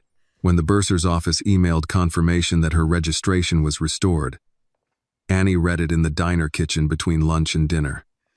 She did not cry right away. She stared at the screen, locked her phone, unlocked it, read the email again, then sat on an overturned milk crate. Mr. Brooks found her there. "You all right?" She nodded. "You look like somebody handed you a map." She wiped her face with the back of her wrist. "Maybe they did." He sat beside her, knees cracking. "Your mama would have been loud about this." That broke her. Not hard, not dramatic. Just enough for the girl who had been holding herself upright for 2 years to lean her head against the shoulder of the man who had kept feeding her without calling it charity. "I miss her," Annie whispered. "I know, child. I wish I could tell her I didn't quit." Mr. Brooks put one arm around her. "She knows." A year later, the scholarship held its first small ceremony in a community college auditorium with bad lighting and folding chairs that squeaked every time someone shifted. Annie wore a navy blazer she had bought secondhand and altered herself. William sat in the front row beside Rebecca and Mr. Brooks. No one had convinced Mr. Brooks to wear a tie. "I came to celebrate education," he said, "not choke myself." Annie was not the only recipient anymore. There was a single father studying nursing, a woman in her 40s finishing a paralegal certificate, a young man who had aged out of foster care and wanted to become a teacher. Each of them had a story, and none of those stories needed William at the center. When he stepped to the microphone, he understood that better than he once would have. "A year ago," he said, "I walked into a diner believing my life had been reduced to accusations, signatures, and losses I could not survive. A young woman working there told me my life could not end in that booth. She did not flatter me.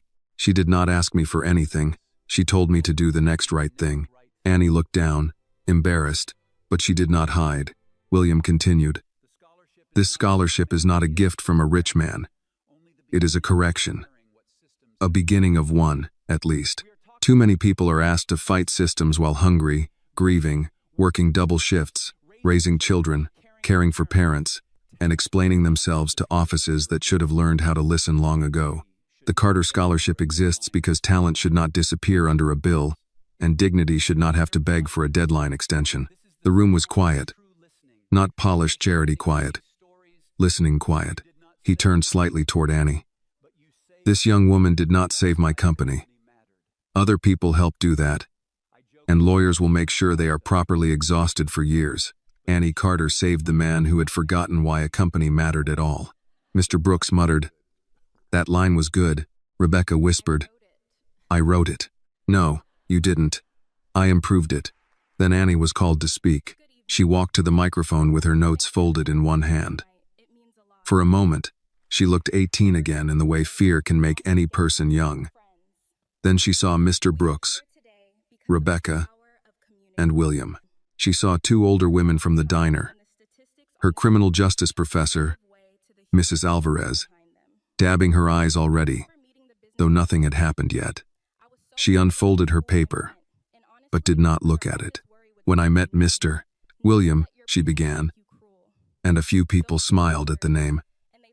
"I was working a shift and worrying about school, rent, and whether I could keep going without letting worry turn me mean. My mother used to tell me, 'Never let pain make you cruel.' I didn't know that saying those words to myself would one day help somebody else." She paused. "I didn't have money when I met him. I didn't have parents to call. I didn't have anyone powerful standing behind me. But I had a sentence. Sometimes that is all a person has. A sentence. A hand on a table. A cup of coffee. A choice not to walk away when someone looks like they're disappearing." William lowered his eyes. "The scholarship helped me stay in school," Annie said. "I'm grateful for that. But I want every person here to know this. Help should not make you smaller. Real help gives you room to stand taller. That is what I accepted, not rescue." Room. The applause began slowly, then rose. Annie stepped back from the microphone, face warm, eyes bright. Mr. Brooks stood first. Soon everyone was standing. After the ceremony, they returned to Brooks' diner because Mr. Brooks said hotel banquet food tasted like somebody seasoned it with printer paper. He had closed the place for the evening but cooked anyway. Meatloaf, mashed potatoes, green beans, cornbread, apple pie. The scholarship recipients came too, along with their families. For once, the diner was full of people who were not rushing to work, court, class, or a second shift. They stayed, they talked, they passed plates. They became, for one evening, less alone. Near closing, Annie slipped into the corner booth with a cup of coffee. William joined her a moment later. "Still drink it black?" she asked. "Still tastes like punishment. You keep ordering it. It reminds me where I started." She smiled. "You didn't start here." "No," he said, "but I began again here." Outside, Chicago moved under a soft rain. The new front window held the reflection of the neon sign in the booth where cold coffee had once sat between a ruined man and a girl who refused to let him vanish. William looked at Annie. "I thought I was ruined the day I walked in. Maybe you were just unfinished." He laughed quietly. "You saved that one for a year?" "I've been busy." "With school?" "With everything." He nodded. "How is school?" "Hard, expensive even when it's paid for." People don't mention that part. Time costs, sleep costs. But I like it. Still law? Pre-law after I transfer. Maybe housing law. Maybe civil rights. Maybe both. You'll be dangerous. I hope so. Mr. Brooks called from the counter. Dangerous people still need to help stack chairs. Annie called back. In a minute. William took a small envelope from his coat and placed it on the table. Annie's face changed at once. He raised a hand. "Not money?" "Not for you." She waited. "It's a copy of the board resolution creating the community review requirement for all Whitmore residential development.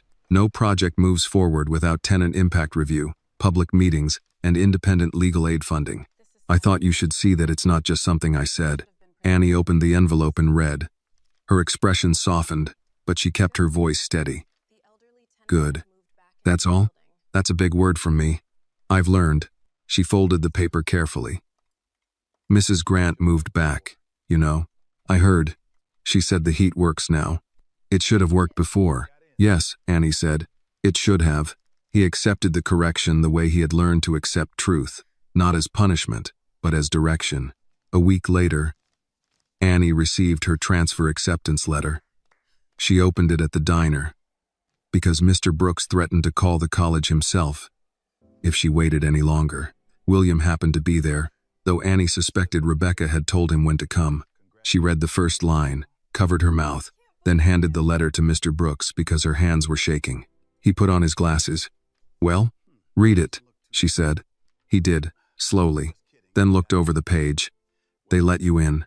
Annie laughed and cried at once. "They let me in." William stood. "Your mother would be proud." Annie wiped her cheeks. "I hope so." "She would," Mr. Brooks said. "And your father too." Annie looked at the corner booth. "I keep thinking about that night. What if I hadn't said anything?" William answered. "Then I might not be here." She turned back to him. He did not make the sentence dramatic. That made it heavier.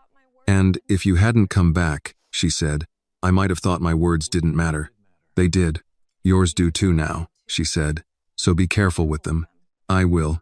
That evening, after the last customer left, Mr. Brooks allowed William to help turn chairs onto tables. He did it badly. Annie corrected his technique twice. Rebecca stopped by to pick up pie and stayed long enough to mock him. For a while, they were not a billionaire, a waitress, a lawyer, and a diner owner pulled together by fraud. They were simply people closing a room after a long day. When Annie finally stepped outside, transfer letter folded inside her backpack, William walked with her to the bus stop. Not because she needed protection that night, but because he had learned that walking beside someone was different from leading them. The bus pulled up with a sigh. Annie climbed the first step, then turned. "Mr. William?" "Yes?" "If somebody else sits in that booth one day looking like their life is over, you know what to say." He smiled. "I learned from the best." She shook her head. "No. You learned because you listened." The doors closed. The bus pulled away, carrying Annie toward school, toward law, toward a future that still had bills and grief and work in it, but also room. William stood under the streetlight until the bus disappeared. Then he walked back to the diner. Mr. Brooks was wiping the counter, pretending he had not watched through the window. "She'll be all right," Samuel said. William looked at the corner booth, at the place where cold coffee had once marked the edge of his despair. "Yes," he said, "she will." Then he picked up a towel and helped finish closing, because the next right thing was sometimes no larger than wiping down a table someone else would need in the morning. And for William Edward Whitmore, that was no small thing. The lesson of this story is that a life is not over simply because everything seems lost. William had money, power, and a name people respected. Yet he nearly gave up when betrayal took those things from him. Annie had almost nothing by the world's standards, but she still carried courage, kindness, and the wisdom to remind him to keep going. The story teaches us that real strength is not found in wealth or status, but in honesty, humility, and the courage to do the next right thing. It also reminds us that ordinary people are never truly ordinary. Sometimes the person others overlook is the one who sees the truth first and helps justice rise again. This video is a work of fiction created with the assistance of artificial intelligence. All characters, events, and situations are not real and do not represent any actual people or true stories. The content is intended for storytelling and emotional illustration only.